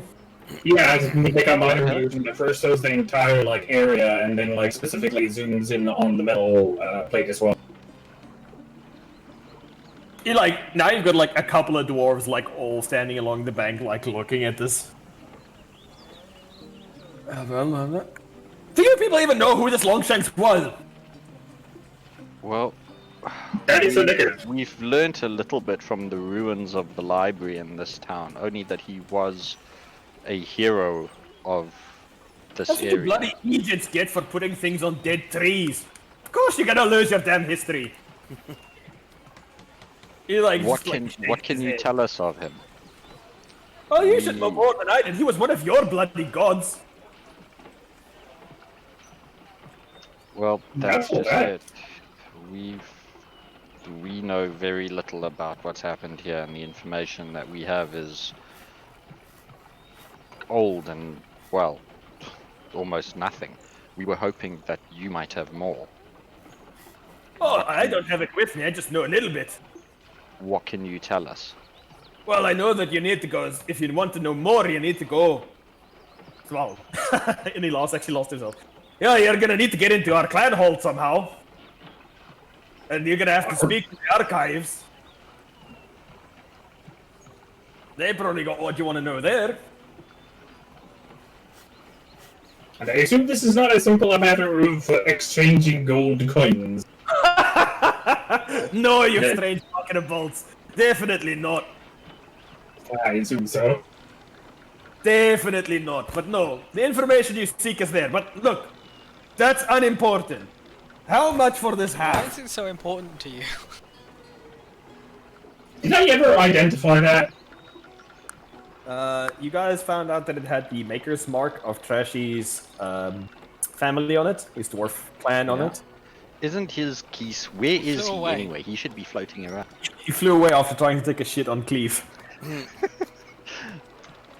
Curious. If only there was a dwarf at the party when I'd initially built most of the stuff. Right? yeah, If only. we. Well, can't he just magically come back and appear Yeah, there? there's a dwarf that hangs around this town. He says that that's his clan's maker's mark on there. He looks at it. Suppose it's possible after things have happened, but I can't think why I'd want to live in such a shithole. He's, No offense. He's a bit eccentric.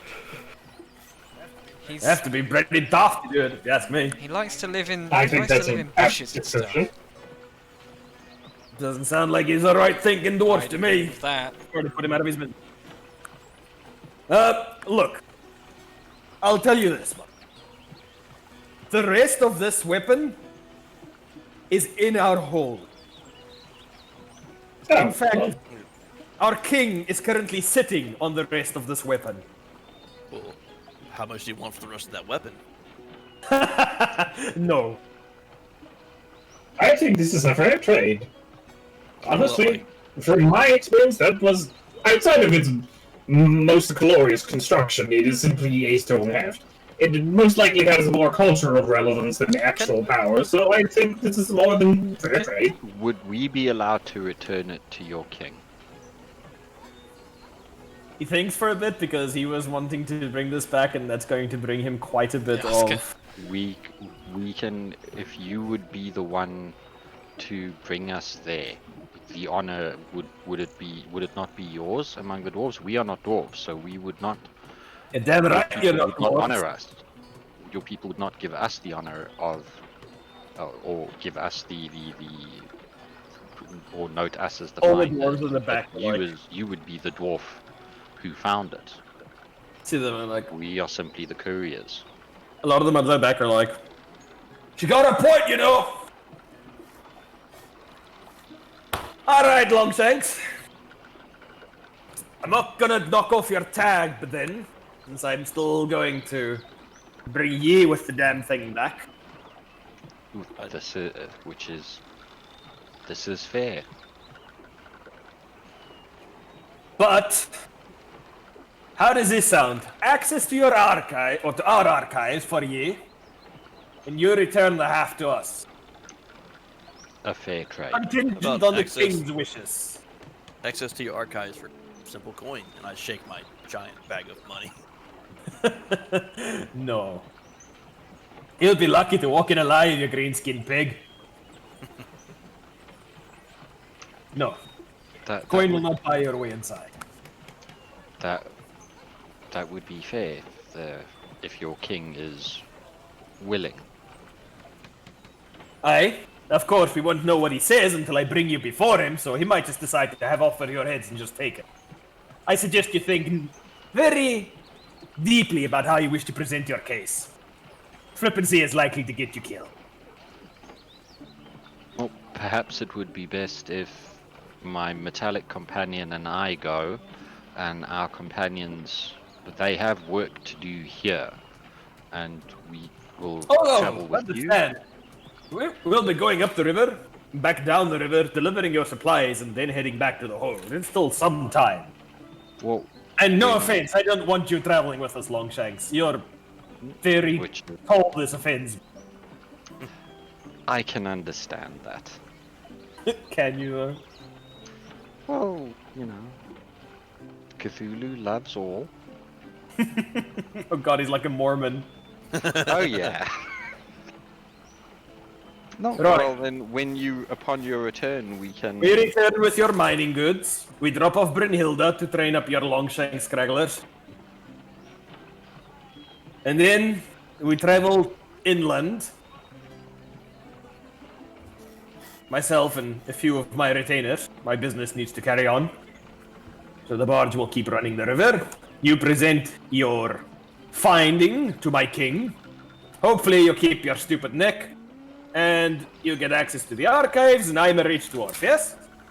Sounds Well- fair. I still have more coin to spend. I'll be with you in a second, Swine. He's like literally like meandering past everybody to get to you, because he still doesn't really like you're still an orc. Alright, what about you, old one, flashing your money? Are you done? Well, unless you got any sweet weapons that can help me do backflips. Backflips? No, that seems like some silly human conceit. I do the most amazing no. backflip. He is completely unflapped by your backflip. Well, it normally Some might works. even say he's unflappable. While we've got him there, I'll ask him if he has any crossbow bolts for sale. Okay, What? listen, both you and the swine are going on and on about weapons. I see your little shitty congregation standing there. I see that one has managed to impale himself with what passes for a weapon amongst your kind, and you see like one of the peasants has in fact stabbed himself in the foot. So he's been staying quiet this whole time so as not to embarrass you. Alright, come on! Like, walks up the plank, turns around, come on! Onto the boat! I step onto the boat. Sorry. I need those people to do their own stuff because my business is concluded. This is basically Clay tries to summon me, but I haven't done any business with the weapon, so. He like walks over, points to one of the dwarves to take out a big old jingling bunch of keys, and locks the door of one of the sheds. At Rezgul, inside, is Orc Heaven. You see suits of armor, neatly arranged on dummies against the one wall. You see barrels open with what looks to be chainmail inside. You see battle axes, great swords, long swords. You see several pole arms. You see spears. You see fine crossbows. You see weapons of all kinds. I pretend not to be impressed. Right, he goes over to a barrel, pulls the lid off, and inside you see are bushels of crossbow bolts. Ah, wonderful. What do you charge for the bolts, sir? Well, how many are you buying? Around 100. Only 100? How many are in that barrel? Several hundred.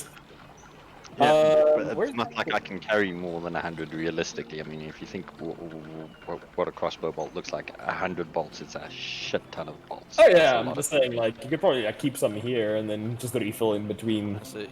I tell you what, dwarf. As you say, my men are outfitted. I want to buy a lot. I want them all armored, them all armed. I want them all equipped with crossbows and some kind of melee weapon. How much Oh my to lord. outfit 20 men? 20 men! Holy crap, okay. So how much gold have you got? Yeah, give me a sec. 130 gold. That's not going to be enough. Hold up, let me look here quickly. Why is it not giving me the stuff I want to know now? Okay, crossbow bolts are actually remarkably cheap, surprisingly. Crossbow bolts is 1 boxing per bolt. Okay, so it's 100 boxings. So that's basically A gold piece. 1 gold piece. Yeah. I'll take 100. You don't want to And buy any I also spare in between? Any? You don't want to buy any spare in between? I just would like to point out there's not a lot of like crossbow bolt manufacturers near Homemeal in case you don't know again. How often? Okay, well, let me put it this way. In my mind, how often will we be coming back here? A fair bit, I think. This Well, you guys gonna have been be our traveling ovation backwards and operation. forwards a lot, yeah, and you Okay, can plan the village. yeah, okay. 300 bolts then. Make it 3 gold. Excellent. He like points to one of the others and they like start. I sort of attacking have a look around. Are there any short swords? Yeah, there are several different styles of short swords. Ah, wonderful. How much are they? 10 boxings. 10 boxings each. I take 2. Alrighty. Matt, more or less, Matt. More or less matching. Okay. Yeah. Take a pair of short swords. You're now a Drist clone. Not Alright. quite. I have an idea for these. All good. Orcman, for what weapons do you want melee wise? I would say. What would these guys be at? I don't want to buy swords and shields, so maybe pole axes. Pole axe. Pole axes and crossbows. Okay, pole axes go for. Wow, that's expensive. They go for 5 boxings each. So it's 100 boxings for 20. Crossbow goes. What kind of crossbows do you want? Light, heavy, and. Not hand. Okay. What's the difference between light and heavy? What's the Heavy. price wise? Price wise, 25 boxings for light, 50 for a heavy. We'll go light. Lights. Okay, so 25 times 20, so what's it? 425 gold or something like that, thereabouts. 425 boxings. Plus whatever the previous amount was. I didn't remember what it was because I'm looking at a lot of numbers right now, sorry. I think you said 5 boxings per. Yeah, oh yeah, per pole arm, so times 20, so 100, right? So it's about 525, so... But say like 5.5 gold pieces, basically. Alright, and I guess what kind of medium armor you got for him? Let me just have a look here in their inventory. I made this chart like weeks ago, so I can't remember off the stuff. 50 boxings per armor. They've got scale mail available. It's 50 boxings each. Yes, each. So 20 is what, 1,000? 1,000. Yep. So that's 1,625 divided by 10 for gold. Yes, divided by... Yeah, 100 boxings is 1 gold. So divided by 100. Yes. So 16. 16. Yeah. Tell you what, I'll buy the lot. Okay. Yeah, rich how swine, much- I'll give you that. How much for a keg of your alright ale? No sale. Great competition, I see. Is there any plate No, you can ale? challenge me whenever you like, but I'm not gonna sell good dwarven ale to the likes of you. I'm sorry. Is there any plate mill in the Make Nice. a perception check for me. damn it, grab the thing.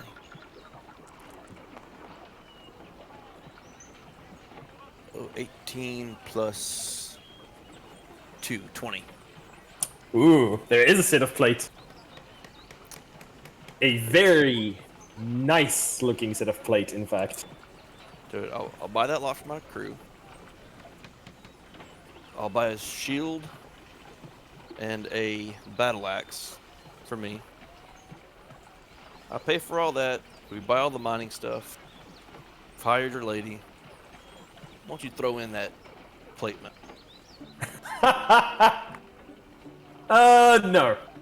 If it was anybody else, we maybe might consider it, but no. You're an orc. There's no way that he's going to throw in a whole set of plate for you.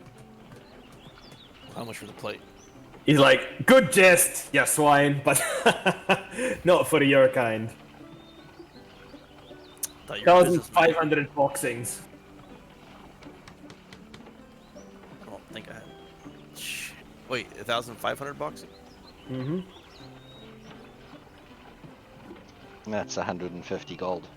And to be fair, we did give the Burgermeister a metric shit ton of money.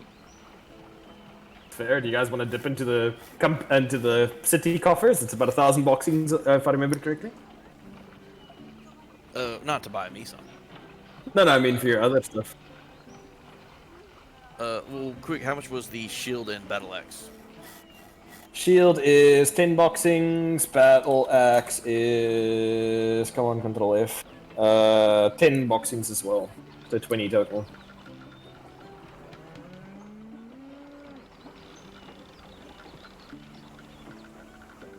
Maybe make a loan with one of your mates. Okay, while he's checking out the armor, I'm checking out to see the different trade goods. Oh yeah, they've got like all sorts. What have they all got? There seems to be barrels of apples floating in water. There's lots of fresh produce they seem to have recently picked up. There's even a couple of sheep tied up at the back. There's a cow on one of the barges. They are bales of textiles, various materials that are under tarps. Just like all sorts of things. It looks like they just buy and sell pretty much whatever they come across. Yeah, I sort of go to the Burgermeister and ask him if I can assist him or the other townsfolk with the things that the town needs critically. in terms of textiles, things to eat, and so on. What do you mean by assist? What do you mean by assist? Well, perhaps I can help pay for some of the goods that the town requires. Well, that cow would be pretty nice. We could use it with more milk. We could make some cheese if we had some more milk. And some fresh eggs and such wouldn't be bad either. I pull together an order to 3 barrels of apples, the cow, and sort of like some of the textiles, some of the different materials, and Big assortment of a sheep. miscellaneous stuff. Yeah, Livestock, all that kind of thing. yeah. And how much Okay. does that all come to? All told, it comes to about 4 gold pieces in total for everything. Okay. I want to buy all Now- the remaining sheep. Yeah, okay. Between hand you over two, the- you guys like managed to grab all the sheep that there are to get. We sort of like basically I think at the end of the day we're gonna wind up clearing this particular shipment out. Yeah, you got The way we're pretty- spending pretty, at the moment. pretty big dent into it. Like the dwarf doesn't look excited, but he's like doing a really good job of like hiding it as well. He's just like, it's just another day on the river. Yeah, well, we've got the town more or less kitted out and everything's. Dwarf. How is the town on like saws and stuff to turn these trees into actual lumber? I was wondering. Not great, no. All right, y'all have any carpentry tools on here? Flicks his thumb behind him into one of the rafts. We trade in a country literally made out of wood. Well, you're dwarves, so. Hey. But how much? Tell you what, I'll throw them in with your large purchase that you guys have made already for today. How does it sound? All right, you said 1,500 for the plate mail. Aye. So I think that comes out to, for everything I want, 30 gold, 45. Okay. It's 3,000 copper. Bucks. Yep. That sounds about right. Can I roll persuasion to see if he'll give us a deal for lower the price for everything we're buying? Since I'm sure he came Sure. here expecting to sell like. Oh yeah, he Hey, came here gold. expecting nothing, but he also didn't expect to find an orc here. So, make it just this. It would have been disadvantage, but because of the quantity you guys are spending, you get advantage. So for you, it's just a straight roll at this point. Can Squig assist me? I mean, are you sure about that? He might assist you into disadvantage. That's 18. 18. Rubs his beard for a bit and goes, alright, let's say it's the start of a working partnership for now.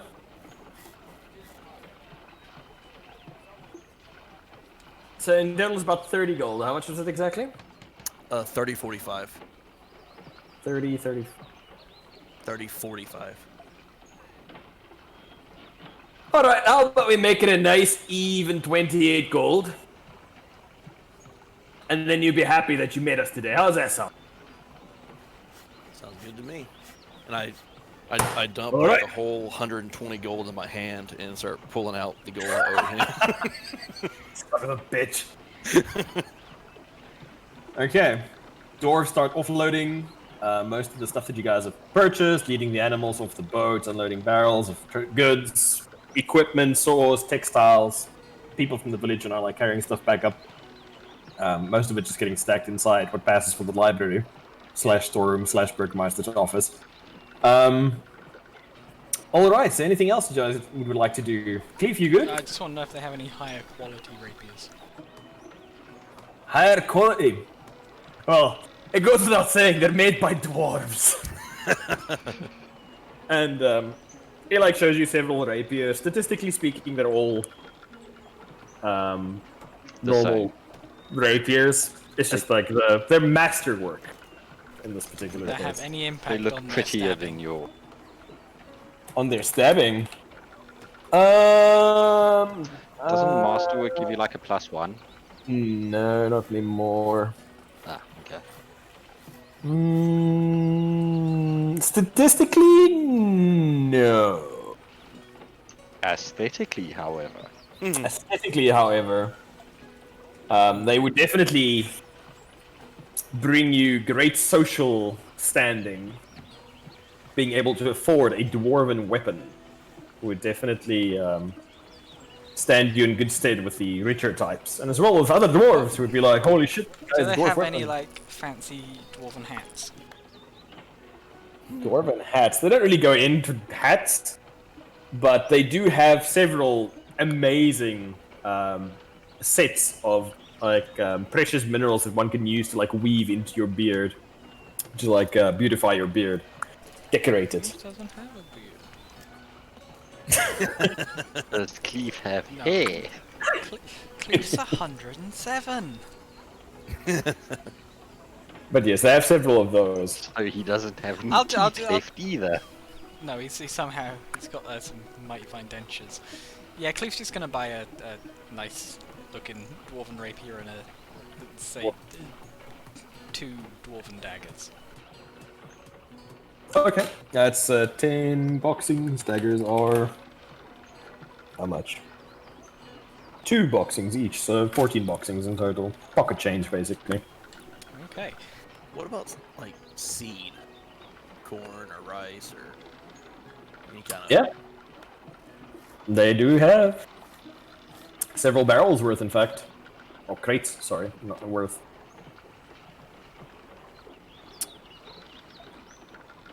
I don't know much about farming.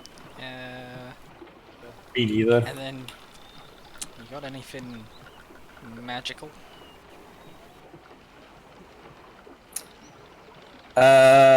No. And Just a flat refusal. any shiny trinkets? Ooh, shrimp! Oh no, shrimp's died. Shrimp? Beep. Beep. Shrimp has That's why I'm died. showing the Beep, magic beep. rock, see if they got any, see if they know anything about it. Oh, I can pull the one out of my mouth. Yeah, but yours is Brian has just like beard. flaky bit, isn't it? I've got Oh yeah, you got Three. 3. Shit. Ask if they know anything about these. I go to the scholarly dwarf that we showed the stuff to us and hold out one of the rocks and say, what do you know, or what can you tell me about the stone? Oh yeah, I've seen it before. Just before we left the hold a couple of months ago, they broke up a whole seam of that stuff. What is it? No idea. We just heard they'd open it up the day we left. Have you been back Wasn't it since been- then? No, we're actually due to head back fairly soon. Probably take you and your companions with when we go. I think that might be a good idea. Yeah, this stuff's... What do you mean? These stones we have encountered here around Homeil have had an adverse effect on their local environment. Big straight man. They fuck shit up. leech the life out of They go They boom. leech the life out of the area around them. They warp and twist reality. And your clansman just opened up an entire seam of it. And there was also See an him, like, interdimensional portal where hordes of these weird robot things, like point to the monodrone, were hauling it in. Monitor just getting dragged around everywhere by the leg. He looks alarmed. Wait here. Turns around and seems like walk off. Has like a conversation. Racist reportable.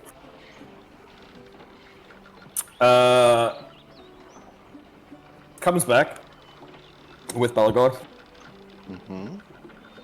Alright. So, if you be telling the truth,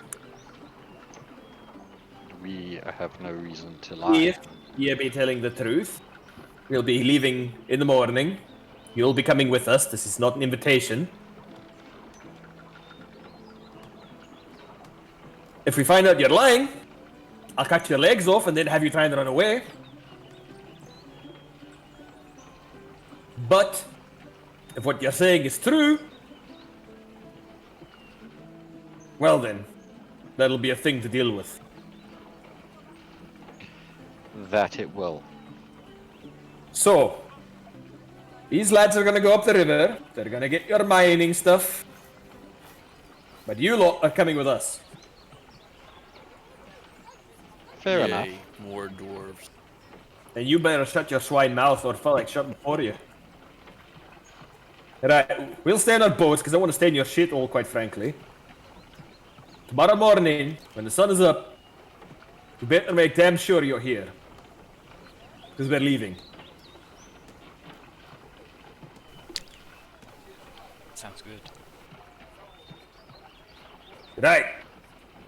And he like points to the doors to finish offloading the last of the stuff, and like you see them like head into one of the larger cabins, and like you see quite a few dwarves now entering in there, and you can hear like conversation going in. But it looks like whatever trade they've done for the day, like you've upset them now. They're like done.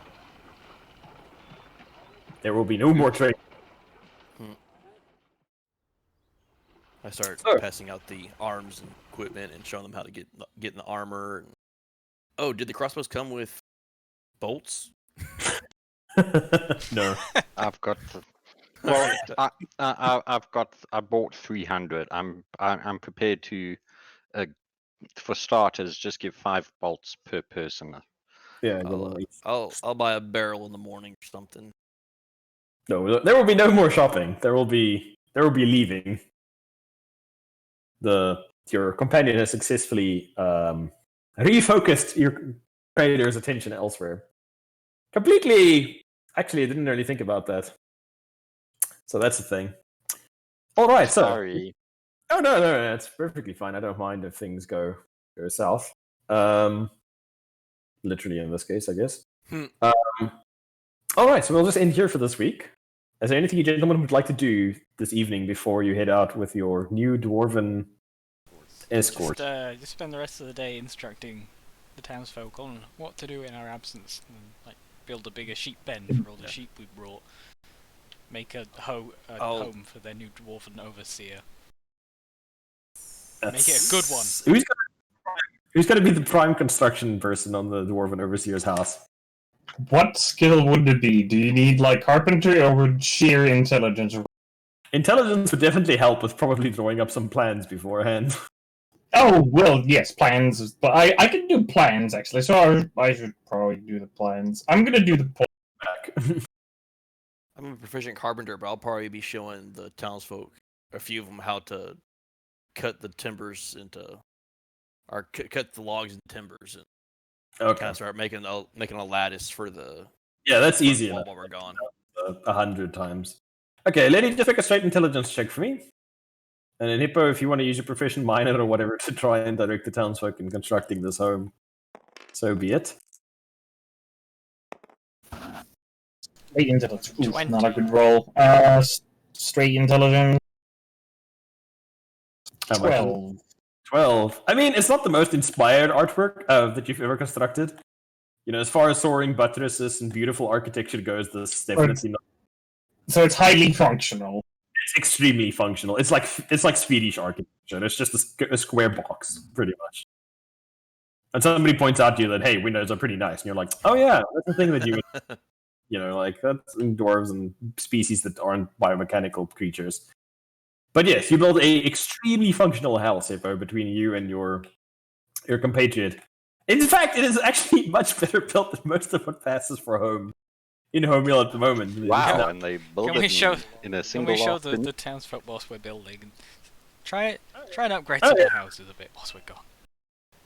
If you need more Oh, wood, okay, Bob. remember, get Lunk to help. Oh, okay, boss. We'll get along. All right. So, day passes. You put a couple of dozen villagers to work building the house, cutting lumber. Having a workforce that's nearly 100 strong is like pretty neat for you guys to actually do stuff with. Mhm. And all right, that's going to be it for the evening. Yeah. So we'll end here for this week. That took an unexpected turn. I did not expect. Sorry, didn't mean to screw you over. Oh, I don't mind. It's interesting when things like that happen. Lucky fucking dwarf rolling good on his fucking ranking test. Hey man, You know, the funny thing was about this? I actually Googled this before the session, and this was what I was looking for. And this is straight from the D&D's lead designer, Jeremy Crawford.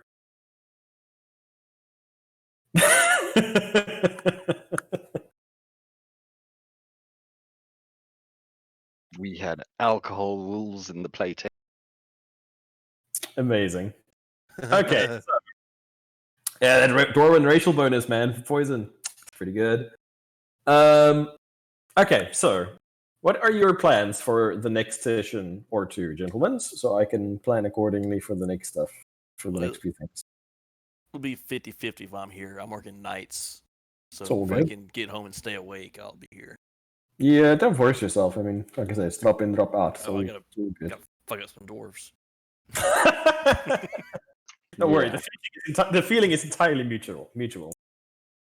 Okay, what about the rest of you guys? What is your plan of action? Just head to Dwarfton, make sure it's all good.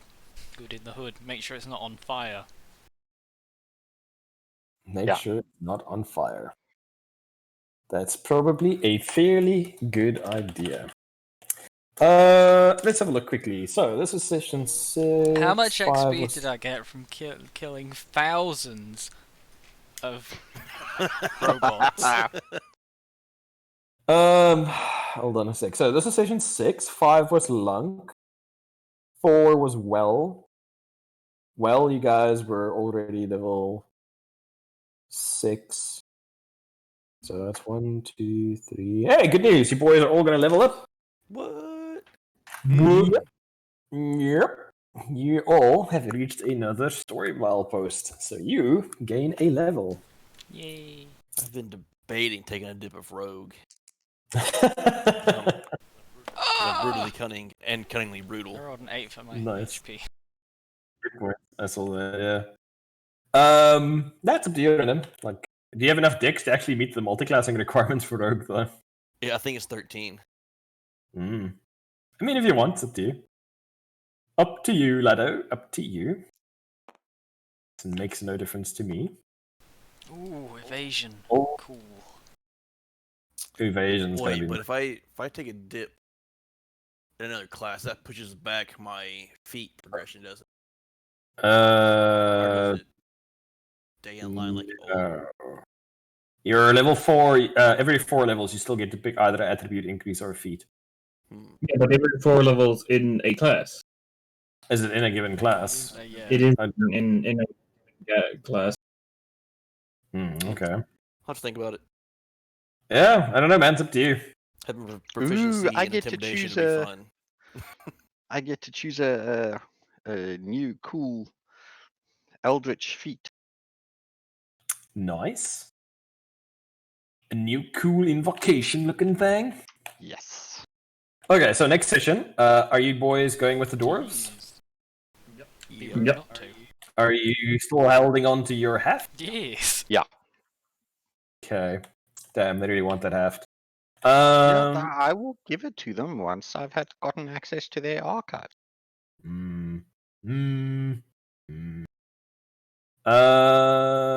Let's see, what else do we need? Okay, so you guys are heading with the dwarfies. I'm just going for the sake of ease of play. I'm going to say that the Loxodon and Fane are going to be traveling with you guys, so that if they're not here, they're not here. If they are here, they are here. Same with Random. How about our dwarf? Nah, I'm not going to worry about it. Oh, He can can we, turn into a bird and fly up there if he wants to. Yeah, he's burning a rogue. If Mhm. on the off chance he doesn't show up, can I ask him to start using his move Earth stuff to dig a moat around the city, around the town? Make a persuasion check for me. With disadvantage. What, Oh no! one thing I also need to do, I'm going to hand over the magical weed to the Burgermeister and tell him to give it to the goblin when he rocks up for trade. Okay. With The my goblin. apologies for not giving it back. It's all good. 5 persuasion plus 6. That's 11. 11. Yeah, no. He's like too xenophobic. He's like, screw you. It's not gonna do it. These people want to get strong and survive. They need to learn to look after themselves. I help those who help themselves. So no, there will be no earth moving, unfortunately. Okay. Okay. And that's pretty much it. So next week is okay. You distribute your weapons and armor to all your lackeys. I'm assuming you're now in the position of plate. So remember to actually change your armor to plate. Oh, I did that immediately. Oh, immediately. What's your AC now? Out of curiosity. 19 if I'm not holding the shield. Damn. 21 if I am. Damn. Okay, so you guys actually have a proper like beefy front line now. Good lord. What kind of armor did I get the dudes? You got scale mail. That medium? That's medium, and it is 14 plus dex, I believe. Yeah, AC 14 plus dex modifier, max of 2. Okay. And I need to pull stats for your guys. Actually, no, they're not trained yet. I still don't have to worry about it just yet. Oh, Lord, there's so much bookkeeping. Since they only have about a week's training so far. But at least they have equipment now to train with, so that's good. All right. Anything else for you fine mental gens? No. No. No. You ready to no? Damn, it's pretty trashy, isn't it? That dwarf man would have been really useful. Oh, hell yes. Would have been so useful in so many ways. Deal with druids and dwarves. And... Well, he's been playing Shadow Warrior, the bastard.